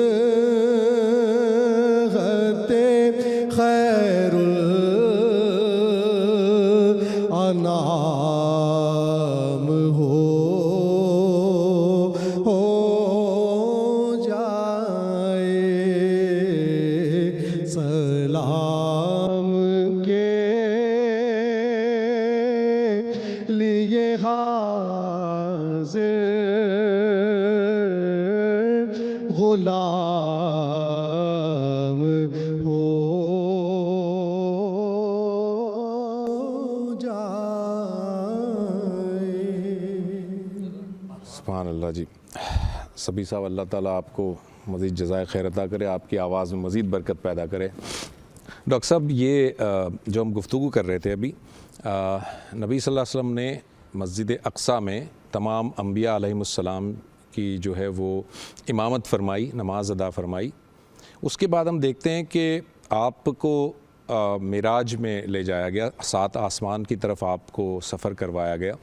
پھر ہم دیکھتے ہیں تفصیلات آتی ہیں کہ جی پہلے آسمان پر آپ رکے جی اور پھر آپ نے حضرت جبرائیل علیہ السلام نے فرمایا کہ پہلے آسمان پہ جو انبیاء موجود تھے, غالباً حضرت آدم موجود تھے, ان سے تعارف کروایا گیا. پھر اس طرح سے دیگر انبیاء سے تعارف کروایا گیا. اب یہاں پر ایک سوال یہ ذہن میں آتا ہے کہ ابھی تھوڑی دیر پہلے آپ امامت فرما کر آئے ہیں, آپ تمام انبیاء سے ملے ہیں, اور جب تمام انبیاء سے ملے ہیں تو ظاہر تعارف بھی ہوا, لیکن پھر آسمان پر گئے, پھر دوبارہ سے تعارف کروایا جا رہا ہے. یہ اس کی وجہ کیا سمجھ آ رہی ہے, کیا اس کی حکمت ہے؟ ڈاکٹر صاحب بہت اہم بات کی طرف آپ نے توجہ دلائی ہے, اور آپ غور کیجئے کہ جب سورہ بنی اسرائیل کا آغاز ہو رہا ہے تو سبحان الذی اسری بعبدہ, ٹھیک, یعنی حضور علیہ الصلوۃ والسلام اگر معراج کی انتہا کو پہنچتے ہیں, اللہ تعالیٰ کا دیدار نصیب ہو رہا ہے, ثم دنا فتدلی فکان قاب قوسین او ادنیٰ کے مقام پر ہیں, بالکل, تو جو لقب دیا جا رہا ہے وہ بعبدہ ہی ہے. ٹھیک, تو سورت کا آغاز ہو رہا ہے سبحان الذی اسری, پاک ہے وہ ذات. تو دراصل جب یہ ساری نسبتیں اللہ تبارک و تعالیٰ کی طرف جڑ جاتی ہیں تو وہ ان اللہ علی کل شیء قدیر ہے, وہ فعال لما یرید ہے. بالکل صحیح. تو حضور علیہ الصلوۃ والسلام رات کے تھوڑے سے حصے میں, لیلا من المسجد الحرام الی المسجد الاقصی, ٹھیک, رات کے تھوڑے سے حصے میں, آپ غور کیجئے کہ حدیث میں یہ ذکر ہے کہ موسیٰ علیہ السلام کو نماز پڑھتے ہوئے دیکھ رہے ہیں اپنی قبر مبارک میں, صحیح, پھر مسجد اقصیٰ میں تمام انبیاء کی امامت فرما رہے ہیں, اور حدیث میں ہے کہ پہلے آسمان پر آدم علیہ السلام سے, دوسرے آسمان پر حضرت یحییٰ اور مسیح علیہ السلام سے, تیسرے آسمان پر حضرت یوسف علیہ السلام سے, چوتھے آسمان پر حضرت ادریس علیہ السلام سے, پھر 5ویں آسمان پر حضرت ہارون علیہ السلام, چھٹے آسمان پر حضرت موسیٰ علیہ السلام, اور 7ویں آسمان پر حضرت ابراہیم علیہ السلام سے ملاقات ہو رہی ہے. بالکل صحیح ہے. تو یہ تمام انبیاء علیہم السلام سفر اسراء میں اپنی قبور میں بھی موجود ہیں, پھر آپ علیہ الصلوۃ والسلام امامت فرما رہے ہیں وہاں بھی ہیں, اور 7 آسمانوں میں بھی ہیں. ٹھیک, تو اس کا مطلب یہ ہوا کہ اللہ تبارک و تعالی اس بات پر قادر ہے کہ وہ اپنے انبیاء علیہم السلام کو زمان و مکان کی حدود سے ماورا ہو کر بیک وقت ایک مقام سے دوسرے مقام پر اس طرح موجود ہونے کی قوت عطا فرما دے. بالکل صحیح, بے شک. آپ غور کیجئے کہ حضور علیہ الصلوۃ والسلام تو مشاہدہ فرما رہے ہیں, وہ تمام انبیاء بھی تشریف لے جا رہے ہیں, آپ علیہ الصلوۃ والسلام بھی ان کا مشاہدہ فرما رہے ہیں, اور جب چھٹے آسمان سے آپ صلی اللہ علیہ وسلم آگے تشریف لے گئے تو جس طرح ڈاکٹر صاحب نے بھی روایت کیا کہ حدیث میں ہے کہ موسیٰ علیہ السلام رونے لگے. اور یہاں بڑی قابل توجہ بات یہ ہے کہ امام مسلم روایت کرتے ہیں کہ سدرۃ المنتہا وہ مقام ہے, سدرہ کہتے ہیں بیری کے درخت کو. ٹھیک, اب ہم کیونکہ اس کیفیت کو جان نہیں سکتے, لیکن حدیث میں ذکر ہوا ہے کہ اس کے پھل مٹکوں کے برابر ہیں, اس کا ایک ایک پتا ہاتھی کے کان کے برابر ہے. مٹکے وہ پانی جی پانی کے مٹکوں کے برابر, اور فرمایا کہ ایک ایک پتا ہاتھی کے کان کے برابر ہے. اور یہ وہ مقام ہے جو جبریل علیہ السلام کا فائنل ڈیسٹینیشن ہے. اور حدیث میں یہ بات ذکر ہے کہ اس کو منتہا اس لیے کہا جاتا ہے کہ جو عالم بشریت یا عالم ملکوتیت میں سے افراد ہیں وہ اس مقام سے اوپر نہیں جا سکتے. اور جو اللہ کی مخلوقات اس سے اوپر ہیں وہ نیچے تشریف نہیں لا سکتی, اس لیے اس کو منتہا کہتے ہیں. انتہا ہے, انتہا ہو گئی. لیکن اللہ کے نبی صلی اللہ علیہ وسلم سدرۃ المنتہا سے اوپر بھی تشریف لے گئے اور پھر واپس دوبارہ بھی نیچے تشریف لے آئے. اور اسی لیے علامہ اقبال نے اپنے reconstruction of religious thought in Islam میں جو ان کے 6 خطبات ہیں, تو ایک خطبے میں وہ یہ فرماتے ہیں کہ شیخ عبدالقدوس گنگوہی فرماتے ہیں کہ حضور علیہ الصلوۃ والسلام تو تشریف بھی لے گئے اور واپس بھی آ گئے, لیکن اگر آپ غور کیجئے کہ ایک عام انسان کو اگر کبھی اللہ سے یہ مقام قرب نصیب ہو جائے تو عام انسان یہ کبھی نہیں چاہے گا کہ وہ اللہ تعالیٰ کے مقام قرب سے واپس آ جائے. لیکن اللہ تعالیٰ نے حضور علیہ الصلوۃ والسلام کو یہ مقام و مرتبہ عطا فرمایا کہ وہ اللہ تعالیٰ سے ریسیو کر رہے ہیں اور مخلوقات کو عطا فرما رہے ہیں. تو قابل توجہ بات یہ ہے کہ مکان و زمان کی اور وقت کی حدود و قیود سے ماورا ہو کر اپنے انبیاء کو یہ قوت اور طاقت عطا کرنا, اسی کو تو معجزہ کہتے ہیں. اس معجزے میں ایک معجزہ نہیں ہے, اس میں موسیٰ علیہ السلام کا معجزہ بھی دکھائی دے رہا ہے. اور میں یہاں ایک دلچسپ بات آپ کو یہ بتاؤں کہ صحابی کی تعریف یہ ہے کہ جنہوں نے حضور علیہ الصلوۃ والسلام کی حیات طیبہ میں اور اپنی ظاہری حیات میں ایمان کی حالت میں زیارت کی ہو, سبھی بھائی بڑی قابل توجہ بات ہے کہ اپنے ایمان کی حالت میں حضور علیہ السلام کی زیارت کی اور آپ علیہ الصلوۃ والسلام بھی باقاعدہ حیات ہو ظاہری طور پر. تمام انبیاء کا وصال ہو چکا ہے, وہ عالم برزخ میں. صرف ایک نبی ہیں عیسیٰ بن مریم علیہ السلام جو حیات ہیں, اور احادیث متواترہ اس بات پر ہیں کہ آپ قرب قیامت میں آسمان سے نزول فرمائیں گے. تو عیسیٰ علیہ السلام کو اللہ نے یہ مقام و مرتبہ عطا فرمایا کہ وہ من وجہن اللہ کے رسول اور نبی بھی ہیں, اور شب معراج میں انہوں نے زمین پر بھی اور آسمانوں میں بھی حضور علیہ الصلوۃ والسلام کا دیدار اور زیارت عالم بیداری میں اپنی زندگی میں کی ہے. تو اللہ تعالیٰ نے انہیں مقام صحابیت بھی عطا فرمایا. تو من وجہن وہ اللہ کے نبی اور رسول ہیں, اور من وجہن وہ صحابی رسول بھی ہیں. ٹھیک, میں ڈاکٹر صاحب آپ کی طرف آؤں گا. زمان و مکان کی جو بات آپ نے ڈاکٹر صاحب نے فرمائی, اور ان اللہ علی کل شیء قدیر, اس میں تو کوئی شک ہی نہیں ہے. میرا سوال بنیادی طور پر یہ تھا, یہ نہیں سوال تھا کہ انبیاء جو ہے وہ وہاں پر بھی موجود ہیں اور وہاں پر بھی موجود ہیں, ایسا کیسے ممکن ہے. اس پہ میرا سوال یہ تھا کہ امامت جب آپ صلی اللہ علیہ وسلم نے فرمائی تو وہاں پر ظاہر ہے کہ تمام انبیاء سے ملاقات ہوئی, ان سے تعارف بھی ہوا. پھر جب آپ آسمانوں میں گئے دوبارہ جو تعارف کروایا گیا وہ کیوں؟ مطلب میں اگر آپ سے ابھی ملوں گا, یہاں پر میں نے آپ سے تعارف کر لیا, پھر آپ چل کر اس کمرے میں جائیں گے چائے پینے کے لیے, تو میں پھر آپ سے تعارف لوں گا, حاصل کروں گا, وہ کوئی مجھے سمجھ نہیں آ رہی بات. اس پہ ذرا روشنی ڈالیے. اس میں بظاہر نقطے تو خیر ہر ایک نے اپنے اپنے بہت بیان فرمائے ہیں, کیے ہیں.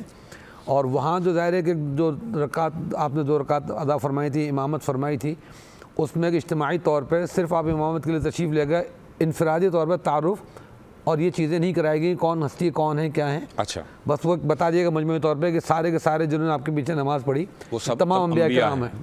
ٹھیک ہے. پھر وہاں پہ انفرادی طور پہ تعارف بھی ہو, ملائکہ نے ایک پروٹوکول کے طور پہ اعزاز کے طور پہ پوچھا, جہاں بھی دستک دی حضرت جبرائیل علیہ السلام نے, تو انہوں نے پوچھا کہ جی کون آئے ہیں, تو انہوں نے بتایا کہ جبرائیل.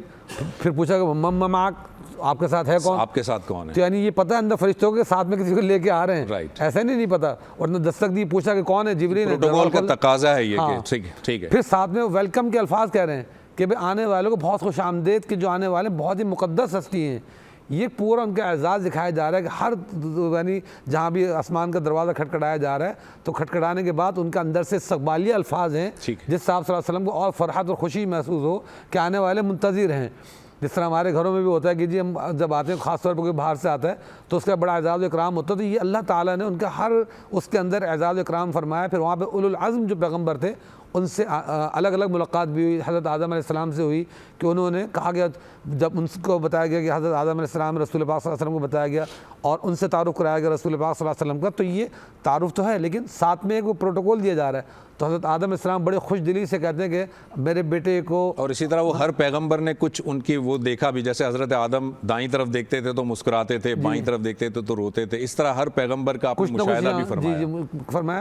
تو ہر پیغمبر نے جو ملتے گئے مرحبا کہا اور کہا کہ آنے والے بہت ہی مقدس ہستی، حضرت آدم علیہ السلام نے اور حضرت ابراہیم نے ان کو بیٹا کہا کہ یہ آنے والے بڑے ہمارے مبارک بیٹے، مقدس بیٹے، ہم ان کو یہاں پہ خوش آمدید کہتے ہیں. باقی تمام انبیاء کرام علیہ السلام نے ان کو بھائی کہا، کسی نے کچھ کہا، اس طرح کہہ کے استقبال کیا گیا. تو در حقیقت اس سے زیادہ اشارہ یہ ہوتا ہے کہ آپ صلی اللہ علیہ وسلم کا وہاں پہ ہر درجے پہ ایک اعزاز، اکرام وہ بتایا گیا، اس کے لیے بس اس طرح بلایا گیا. حکیم صاحب، یہ نبی صلی اللہ علیہ وسلم کو جب 7 آسمانوں میں لے جایا گیا، پھر آپ کو جنت اور جہنم کی سیر بھی کرائی گئی، آپ دکھایا گیا، مشاہدہ کروایا گیا، اور آپ نے دیکھا، جنت کو بھی دیکھا، پھر جہنم میں جن جن لوگوں کو سزا دی جا رہی تھی ان کو بھی دیکھا. پھر حضرت جبرائیل علیہ السلام سے مکالمہ ہوا کہ اس کا کیا گناہ تھا، اس کا کیا گناہ تھا. اب یہاں پر یہ سوال پیدا ہوتا ہے کہ جہنم میں جو لوگوں کو ڈالا جائے گا، انسانوں کو جو گناہگار ہوں گے، وہ تو قیامت کے بعد یہ معاملہ ہوگا. تو یہ اس وقت جو ہے وہ جنت اور جہنم جو دکھائی گئی، اور اس میں جو لوگ عیش میں تھے جنت میں اور جو لوگ سزا پا رہے تھے، وہ پھر کیا تھا؟ وہ تمثیل تھی یا وہ پہلے سے اللہ تعالیٰ نے بتا دیا تھا؟ بالکل، اس میں ایسا ہے کہ جو ارواح یہاں سے جاتی ہیں تو وہ عالم برزخ میں جو ہے وہ موجود ہوتی ہیں. نیک روحوں کو نیک جگہ، پاک جگہ پر رکھا جاتا ہے، اور بد روحوں کو جو ہے وہ ان کی مطابق سزا کا جو ہے وہ ایک تصور ہمارے ہاں. قبر میں بھی آپ دیکھیں گے عذاب شروع ہو جاتا ہے، اور وہ عذاب جو ہے وہ ذقتہ قبر سے شروع ہوتا ہے کہ قبر جو ہے وہ اتنا دبوچتی ہے، مومن کو ایسے دبوچتی ہے جیسے پیار سے کوئی خاتون اپنے بچے کو گلے سے لگا لے، اور کافر کو یا جو منکر ہے اس کو جو ہے وہ ایسے دبوچتی ہے کہ اس کی ایک جانب کی پسلیاں دوسری جانب نکل جائیں. اور یعنی یہ تمثیلات جو ہے وہ قرآن حدیث پہ ہمیں ملتی ہیں. تو وہاں جو آپ کو مختلف چیزیں دکھائی گئیں، تو دراصل بات یہ ہے کہ قرآن کریم و فرقان حمید نے جنت کی بشارتیں دیں، خوشخبری سنانے کے لیے آپ کو بھیجا بشیر اور نذیر بنا کر، کہ ڈرانے والا بھی اور خوشخبری دینے والا بھی. تو یہ ساری چیزیں ہمارے سامنے کوئی چیز موجود نہیں تھی. اللہ تعالیٰ نے حضور نبی اکرم صلی اللہ تعالیٰ علیہ وآلہ وسلم کو یہ اعزاز عطا فرمایا کہ ان سب چیزوں کا مشاہدہ کروا دیا کہ یہ چیزیں جو قرآن کریم میں بیان ہوئی ہیں وہ ساری کے ساری یہ جزائیں بھی ہیں، سزائیں بھی ہیں. اور دیکھا کہ ایک جماعت ہے، وہ ایک کھیتی لہرا، وہ بیج بوتے ہیں، لہلا اٹھتی ہے، اس کو کاٹتے ہیں، پھر جو ہے وہ تیار ہو جاتی ہے. کہا یہ وہ مجاہدین ہیں جو اللہ کی راہ میں جہاد کریں گے تو ان کو اللہ تعالیٰ جو ہے اس اعزاز سے نوازے گا. اسی طریقے سے جو ہے جو شخص اپنے پیشاب کے چھینٹوں سے نہیں بچتا ہے اس کی سزا کا جو ہے وہ ذکر کیا. جو غیبت کرنے والے ہیں ان کی سزا کا ذکر کیا. میں تفصیلات میں یوں نہیں جا رہا ہوں کہ وہ ہر چیز کو جو ہے وہ بتایا. جو ایک جانب دیکھا کہ اچھا گوشت رکھا ہوا ہے بہت عمدہ، اور دوسری جانب جو ہے وہ بہت ہی بدبودار اور سڑا ہوا گوشت ہے، تو لوگ جو ہیں وہ اس کی جانب لپک رہے ہیں. کہ یہ دنیا میں حرام چیزوں کو اختیار کرتے تھے، حلال چیزوں سے ہٹ جاتے تھے. اب اس میں حلال اور حرام میں بہت ساری چیزیں آ جاتی ہیں. تو یہ سارے مشاہدات اس لیے کرائے اللہ تعالیٰ نے کہ ایک دیکھنے والے کا کہاں مان لیا ہے. اللہ تعالیٰ نے ان کو جو ہے وہ دکھا دیا تو ہم ان کی بات کو آمنا اور صدقنا کہتے ہیں کہ صاحب حضور کو جو ہے وہ مشاہدہ اللہ تعالیٰ نے کروا دیا. کہ انبیاء کرام علیہ السلام میں سے دیگر جتنے بھی سوالات کم و بیش انبیاء ہیں ان میں سے کسی کو مشاہدہ نہیں کروایا، لیکن حضور کو مشاہدہ اس لیے کروایا کہ کائنات میں کوئی ایک شخص تو ایسا ہو کہ جو اللہ تعالیٰ کی ان تمام چیزوں کی شہادت دے کہ انہوں نے اپنی آنکھوں سے دیکھا ہے. ٹھیک ہے. ذہین شاہ تاجی علیہ رحمہ کا ایک شعر ہے، خوش رہیں تیرے دیکھنے والے، خوش رہیں تیرے دیکھنے والے ورنہ کس نے خدا کو دیکھا. واہ واہ کیا بات ہے. سبھی صاحب یہ چونکہ معراج کی ہم بات کر رہے ہیں اور معراج کا سفر جو ہے اس کی ابتدا ہوتی ہے مسجد حرام سے، تو میں چاہوں گا کہ اگر آپ اپنا اگلا کلام جو ہے وہ کعبے کی رونق، کعبے کا منظر، اگر اس کے کچھ اشعار پیش کر سکیں چلیے آپ کی فرمائش پوری کر دیتے ہیں۔ جی۔ کعبے کی رونق، کعبے کا منظر، اللہ اکبر اللہ اکبر، مل کر رب کے کرم کا جلوہ بھی دیکھا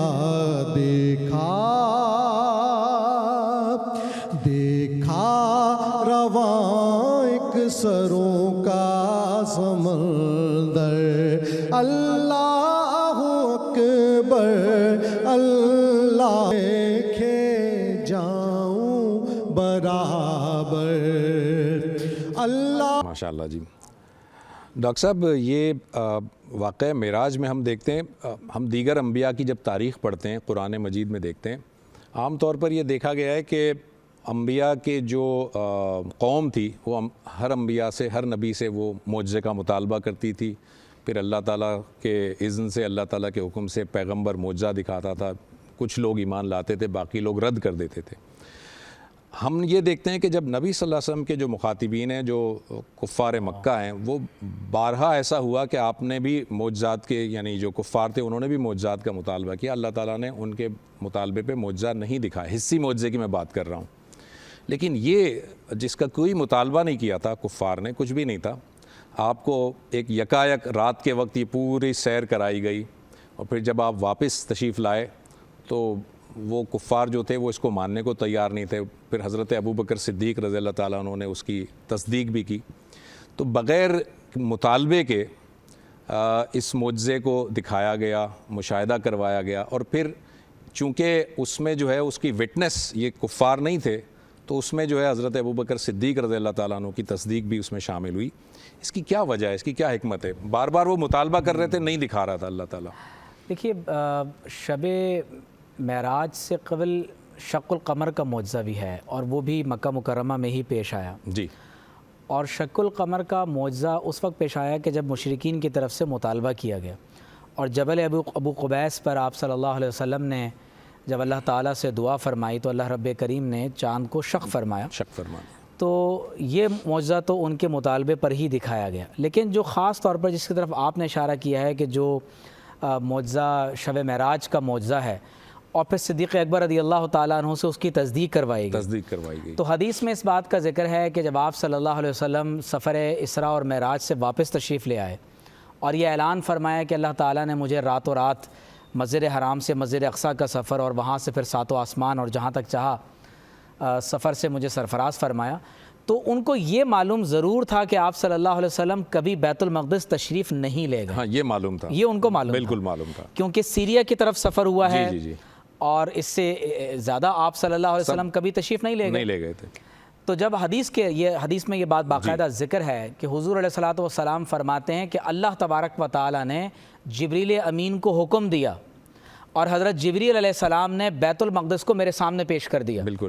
تو جوں کچھ کفار اور مشرکین سوال کرتے جاتے، ویسے ویسے آپ صلی اللہ علیہ وسلم اس کو مشاہدہ فرما کر جواب دیتے جاتے۔ بالکل۔ اور حضرت سیدنا ابوبکر صدیق رضی اللہ تعالیٰ عنہ کے ایمان کی پختگی کا عالم یہ تھا کہ یہاں حضور علیہ الصلوۃ والسلام کو جواب عنایت فرمائیں اور وہ عرض کریں صدقتا یا رسول اللہ، یا رسول اللہ صلی اللہ علیہ وسلم آپ نے سچ فرمایا۔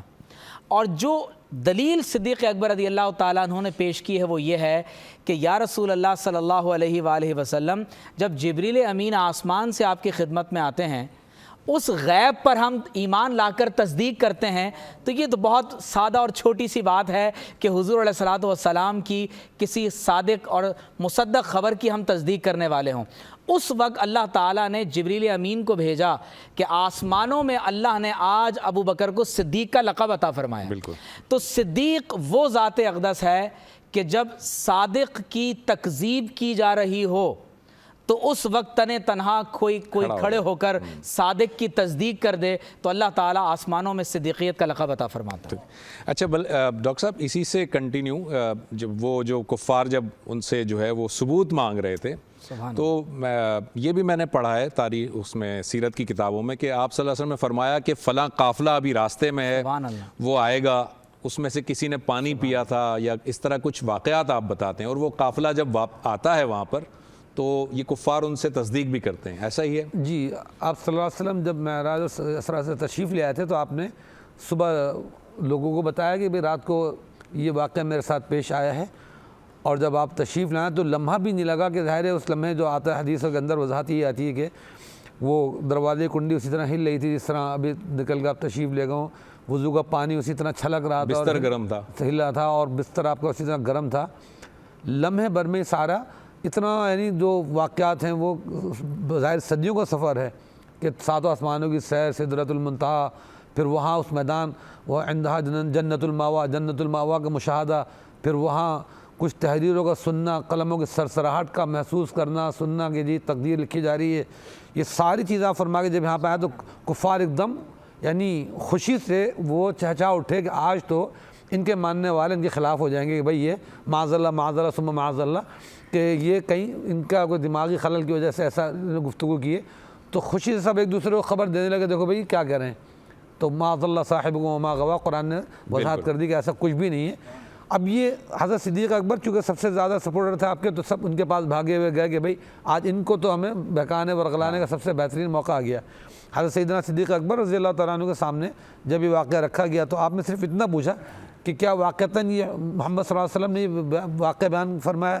انہوں نے کہا ہاں بالکل یہ آپ کے ساتھی ہی کہہ رہے ہیں۔ انہوں نے کہا اگر انہوں نے فرمایا تو بالکل سچ ہے، اس میں کوئی شک نہیں ہے۔ پھر جس طرح ذرا سا بھی تردد نہیں ہوا، کچھ نہیں ہوا۔ جی، ڈاکٹر صاحب نے جس طرح بتایا کہ بھئی اسی دن پھر ان کو صدیقیت کا لقب مل گیا۔ تو رسول کریم صلی اللہ علیہ وسلم سے مشرکین نے جو مطالبہ کیا کہ جی پھر ٹھیک ہے اگر آپ گئے ہیں وہاں مسجد اقصیٰ تو وہاں کے ستون کتنے ہیں، وہاں کے دروازے کتنے ہیں، کھڑکیاں کتنی ہیں۔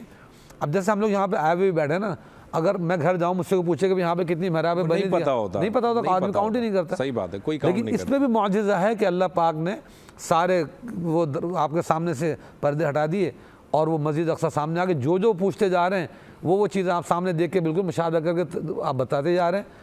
پھر وہ قافلے کی جو بات آپ نے کی، راستے میں آپ نے قافلے وغیرہ بتایا کہ کسی کا اونٹ کھو گیا تھا، کسی نے شاید پانی پیا تھا، ایسا کچھ ایکوریٹ جو آپ نے خبریں دی قافلے کی، راستے میں کس جگہ ہیں، کہاں ہیں، کیا ہے، وہ ساری چیزیں انہوں نے فوراً، ظاہر ہے کہ اس وقت بھی مواصلاتی نظام ان کا اسٹرانگ تھا، سب انہوں نے فوراً تصدیقات شروع کی اور یعنی 100% انہوں نے بالکل وہ چیزیں ساری درست پائیں کہ جو آپ صلی اللہ علیہ وسلم نے بیان فرمائی تھی کہ کس وقت وہ قافلہ کہاں تھا جب آپ تشریف لے جا رہے تھے۔ اور حضرت موسیٰ علیہ السلام کی قبر اثر کے بھی آپ نے فرمایا تھا کہ جب میں راستے سے گزرا تھا تو میں تمہیں چاہوں تو جگہ بھی دکھا سکتا ہوں، سرخ مٹی اس جگہ کی ہے، ان کی جو قبر ہے وہ میں بتا سکتا ہوں، راستے میں جو قبر آئی ان کی۔ تو یہ ساری چیزیں اس بات کی مشاہدات بتا رہی تھی جو آپ نے کہا معذب بلا مطالبہ دیا گیا، تو اس کا تعلق اصل میں ان کے مطالبے سے کوئی تھا ہی نہیں۔ ہاں، اس کا تو امت کے اعزاز سے تھا کہ اس وقت آپ صلی اللہ علیہ وسلم کو بہت اہم چیزیں کچھ دینی تھی۔ ایک تو نماز، جس طرح وہ آپ نے ذکر کیا اس کا کہ پڑھی تو پہلے جاتی تھی لیکن باقاعدہ ایک انڈورسمنٹ اور پورا ایک آفیشیل جو کہتے ہیں نا آرڈر، پورا آپ کو وہاں بلا کے دیا گیا کہ آپ صلی اللہ علیہ وسلم وہاں پہنچے اور مومن کو معراج بنا دیا گیا کہ وہ یہاں سجدہ کرے گا تو عرش پہ ان کا سجدہ کاؤنٹ ہوگا۔ پھر سورہ بقرہ کی آخری آیتیں وہاں پہ آپ کو آخری دو آیات وہ تحفتاً دی گئیں۔ اور تیسرا ایک قول یہ بھی آتا ہے کہ آپ صلی اللہ علیہ وسلم کو ایک اعزاز یہ دیا گیا کہ امت کے گناہ کبیرہ کرنے والے وہ افراد کہ جنہوں نے توبہ بھی نہیں کی تو اللہ تعالیٰ ان کی کسی بھی نیکی کے بدلے ان کو بغیر توبہ کے بھی معاف فرما دیں گے۔ اور ایک جگہ میں نے ایک عالم سے یہ بھی سنا کہ جب آپ براق پہ قدم رکھنے لگے تو اس سے پہلے آپ نے فرمایا کہ میں اس پہ سوار نہیں ہوں گا جب تک کہ اللہ تعالیٰ مجھ سے اس بات پر راضی نہ ہو جائے کہ میرے امت کے جو لوگ اللہ پاک فرماتے ہیں کہ جو ان کو ہکا کے دوزخ میں لے جایا جائے گا، تو جب تک اللہ تعالیٰ میری امت کی بخشش کا وعدہ نہیں فرماتے اور میری امت کے لیے براق کا انتظام نہیں فرماتے میں سوار نہیں ہوں گا۔ تو حضرت جبریل علیہ السلام نے فرمایا کہ اللہ تعالیٰ آپ سے وعدہ فرما رہے ہیں کہ آپ کے جو متقین بندے ہیں ان کو بھی ہر ایک بندے کو قبر سے اٹھاتے وقت براق عطا فرمائیں گے، لہٰذا آپ راضی ہو جائیں، آپ اس پہ تشریف لے آئیں۔ تب آپ براق میں سوار ہوئے ہیں۔ تو وہ براق بھی تھوڑا سا وہ یعنی جذباتی ہو رہا تھا، بہت تیز دوڑنے لگا تھا، تو حضرت جبریل نے فرمایا کہ بھائی یہ وہ ہستی مقدس ہستی ہے، حضور پاک صلی اللہ علیہ وسلم کا تعارف کرایا، تو آپ کا تعارف سن کے اس کے بعد اس کو پسینے آ گیا نا، پھر بہت ادب سے احترام سے چلنے لگا. تو بہرحال بہت سارے سیکریٹس میں. اور اسی طرح دو اور باتیں ہیں. ایک تو یہ کہ اللہ تعالیٰ نے فرمایا کہ اگر کوئی شخص جو ہے وہ برائی کا ارادہ کرے گا تو اس کی برائی نہیں لکھی جائے گی، لیکن نیکی کا ارادہ کرے گا تو نیکی لکھی جائے گی. یہ بات بھی ہے. اور اسی طرح آپ کا اور اللہ تعالیٰ کا جو مکالمہ ہوا وہ التحیات کی شکل میں. جی ہاں، یہ بھی ہے مشہور. کچھ روایت آتی ہیں جس میں کچھ روایت پورا جو اس طرح باقاعدہ آپ سامنے بیٹھا التحیات والی دعا جو ہم نماز میں پڑھتے ہیں، یہ وہیں آپ کو تحفے میں ملی. ٹھیک ہے. درس صاحب میں ذرا کنکلوژن کی طرف ہم جا رہے ہیں. مجھے ذرا یہ بتائیے گا اس پورے واقعے کو اگر آپ ذہن میں رکھیں، مسجد حرام سے لے کر سدرۃ المنتہا کے آگے تک اور پھر واپس، اس میں بے شمار اللہ تعالیٰ کی نشانیاں ہیں جو اللہ تعالیٰ نے دکھائی ہیں نبی صلی اللہ علیہ وسلم کو. میسج قوم کے لیے اس پورے واقعے میں میسج کیا ہے؟ ہمیں کیا اس سے لیسن مل رہا ہے؟ دیکھیے اس پہ حضرت شیخ سرہندی مجدد الفسانی رحمۃ اللہ تعالیٰ نے کہا کہ معراج از قبیل قیامت است، کہ قیامت کے برپا ہونے میں چونکہ 50,000 سال کا ایک دن ہوگا، تو یہ لوگوں کی سمجھ میں بات آنے والی نہیں تھی کہ بھئی پوری مخلوقات کا حساب کتاب اور یہ سب کچھ ہوگا، میزان پر ان کے اعمال تلیں گے، سب کچھ یہ جو قیامت میں کے بعد برپا ہوگا. تو انہوں نے کہا معراج از قبیل قیامت است، یہ قیامت کے واقعات کی ایک مثال ہے. اور اللہ تعالیٰ جو ہے وہ نے اب یہ سفر جو ہے صرف بیت المقدس کی 3 مہینے کا سفر تھا اس زمانے میں. بالکل. اور بیت المقدس سے پھر آپ جو ہے وہ آسمانوں پر گئے اور وہاں سے واپس آئے اور مشاہدات اتنے جو فرمائے، تو یہ برسوں کا ہے. تو جو علم نجوم کے جاننے والے ہیں وہ کہتے ہیں کہ ہمیں حضور نبی اکرم صلی اللہ تعالیٰ علیہ وسلم کی جو سفر معراج کی جس تاریخ کو ابتدا ہوئی اور اس کے بعد کے تقریباً کسی نے کہا کہ 5 سال کا حساب ہمیں نہیں ملتا کہ ستاروں نے گردش کی تھی یا نہیں کی تھی. بعض نے کہا کہ ہمیں جو ہے وہ 10 سال کا جو ہے وہ حساب کتاب نہیں ملتا کہ جو ہے وہ سیارے اور ستارے جو ہے اپنے محور میں اور مدار میں جو ہے وہ گھومتے رہے یا نہیں گھومتے رہے. تو گویا کہ جان ہے یہ جہان کی، اور جان ہے تو جہان ہے. جب آپ تشریف لے گئے تو وہ بستر بھی، زنجیر بھی ہلتی رہی، بستر بھی رہا گرم. ایک پل میں سر عرش گئے آئے محمد صلی اللہ علیہ وسلم. تو آپ کا جو یہ سفر ہے وہ چند لمحوں کا سفر نہیں تھا. اس وقت اللہ تعالیٰ نے جو ہے وہ پوری نبض کائنات کو جو ہے وہ روک دیا تھا. اسی لیے ان کو حساب کتاب نہیں مل رہا کہ صاحب جو ہے وہ اس زمانے میں یہ تمام چیزیں ہوئی یا نہیں. پھر آپ دیکھیں کہ سورج اور چاند یہ ہمارے قریب کے سیارے ہیں. 9.5 کروڑ میل پر جو ہے وہ سورج ہے، 2.5 لاکھ میل پر جو ہے چاند ہے، کہکشاں میں جو ہے 1 کروڑ 80 لاکھ ستارے اور سیارے ہیں. اب یہ ساری چیزوں کو آپ جو ہے وہ رونتے ہوئے چلے گئے. تو ڈاکٹر اقبال نے کہا کہ سبق ملا ہے یہ معراج مصطفیٰ سے مجھے، سبق ملا ہے یہ معراج مصطفیٰ سے مجھے کہ عالم بشریت کی زد میں ہے گردوں. اور غالب کہتے ہیں کہ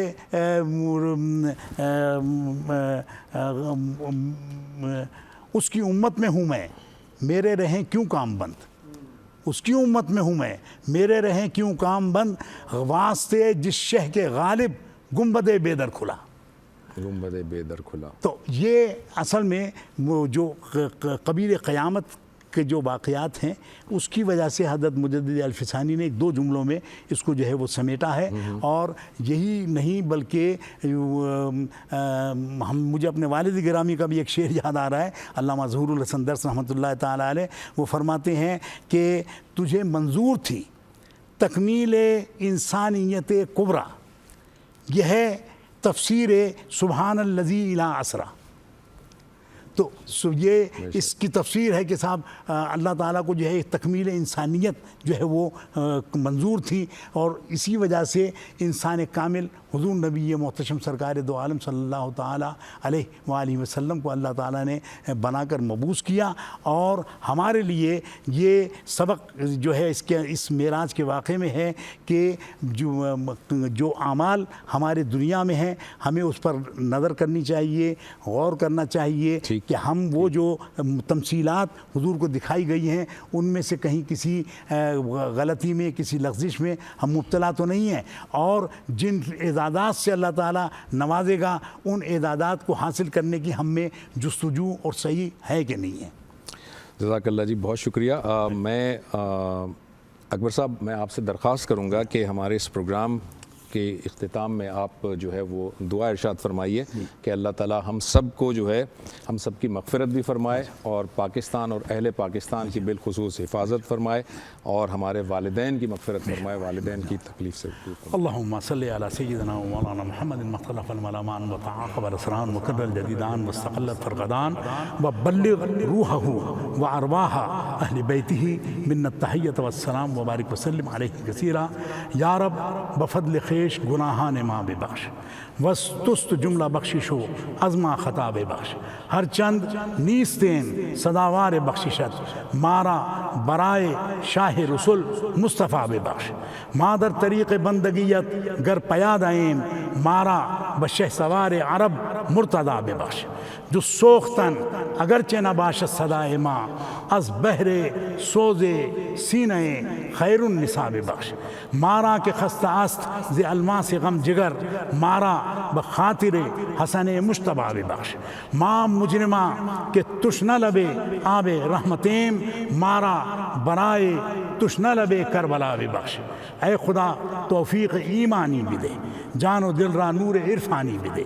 परवरदिगार आलम हमारी इस हाज़री को और जो कुछ बयान किया गया है, डॉक्टर उमैर साहब ने, इमरान साहब ने जो कुछ बयान फरमाया, हमारे सबीर रहमानी साहब ने जो नातों का तोहफ़ा पेश किया है, परवरदिगार इसको अपनी बारगाह में और जितने जो हमारे हम डॉक्टर ज़ुबैर साहब ने जिस तरीके से इस प्रोग्राम को जो है इख्तिताम तक पहुँचाया है और जो अमला पसे कैमरा इस सारी ट्रांसमिशन को पहुंचाने का फरीज़ा अंजाम दे रहा है, पाकिस्तान टेलीविज़न के तमाम कारकर्दादों के लिए भी हम दुआ गो हैं अल्लाह ताला हमारी इस कोशिश को, इस सही को अपनी बारगाह में कबूलियत का दर्जा अता फरमा।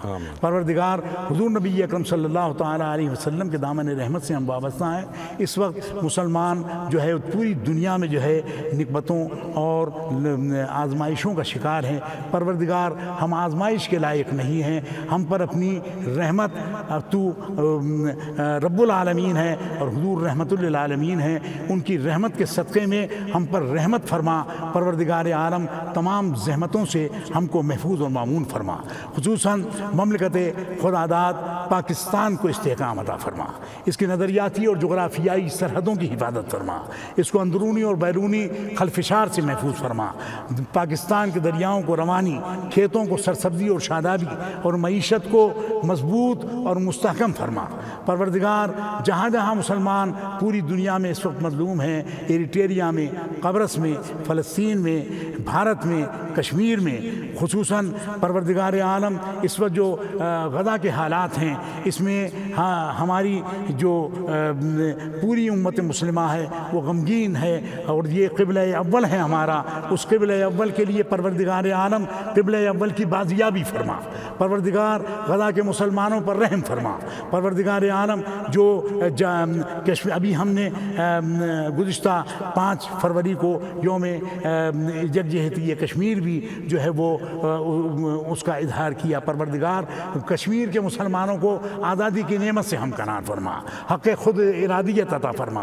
परवरदिगार आलम तमाम अक़वाम आलम को ये तौफ़ीक़ अता फरमा कि वो गज़ा के मुसलमानों की इमदाद, वैसे उनकी अक़वाम में जितनी भी आम लोगों की तादाद है वो गज़ा में इस होने वाले मज़ालिम को जो है वो देख भी रही हैं और उनकी मज़म्मत भी कर रही हैं। परवरदिगार उनकी हुकूमतों को کو بھی مذمت کی اور اس سے کنارہ کشی کی توفیق عطا فرما۔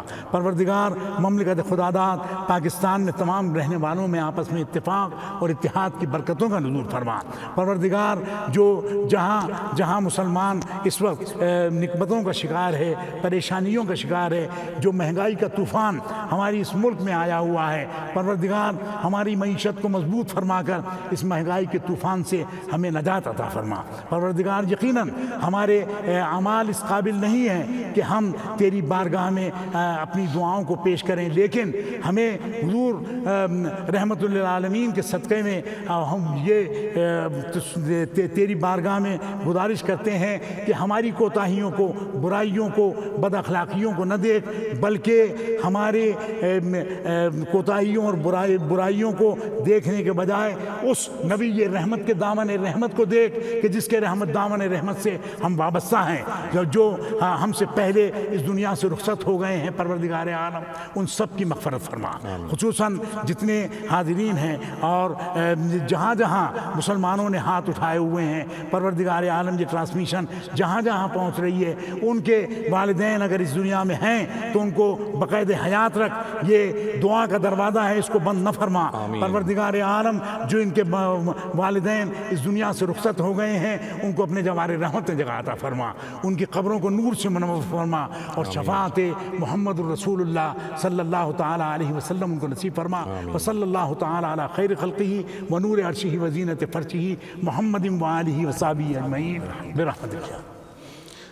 ناظرین اکرام، آج یہ جو ہماری لائیو ٹرانسمیشن تھی شب معراج کے حوالے سے، اس کا اختتام ہو رہا ہے، لیکن آپ ابھی کہیں مت جائیے گا کیونکہ ہم اس کا اختتام سبی صاحب کے کلام سے کریں گے، اور میں اس موقع پر صرف 3 مختصر سی باتیں آپ کو بیان کر دوں کہ آپ جو ہے 3 چیزیں، 3 پیغامات ہیں۔ ایک یہ کہ شرک سے ہمیشہ بچتے رہیں، شرک میں کبھی مبتلا نہ ہوں۔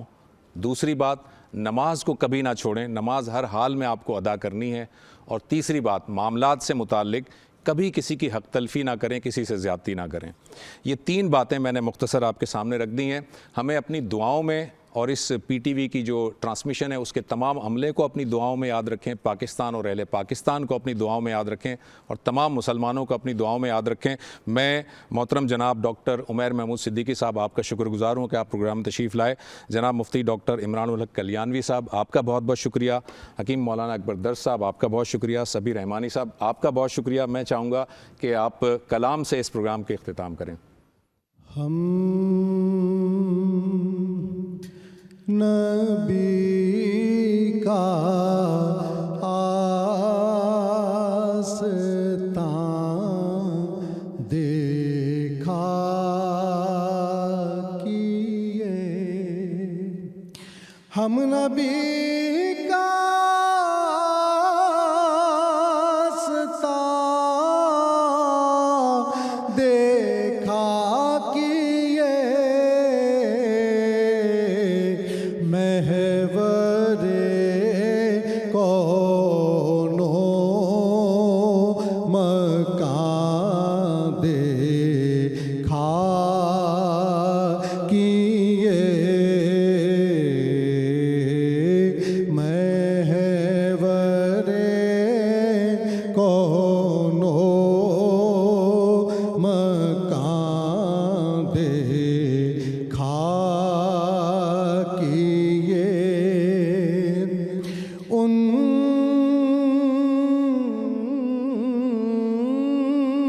کے قدموں میں پڑی دیکھی زمین، ان کے قدموں میں پڑی دیکھی زمین، در پہ جھکتا آسمان دیکھا کیے، در پہ جھکتا آسمان دیکھا کیا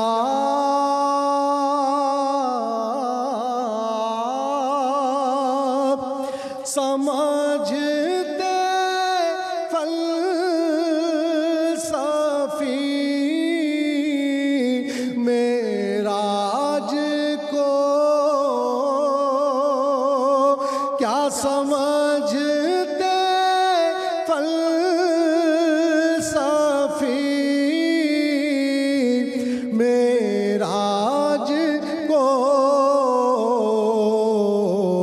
وہ کہاں تھے یہ کہاں دیکھا کہ یہ وہ کہاں تھے یہ کہاں دیکھا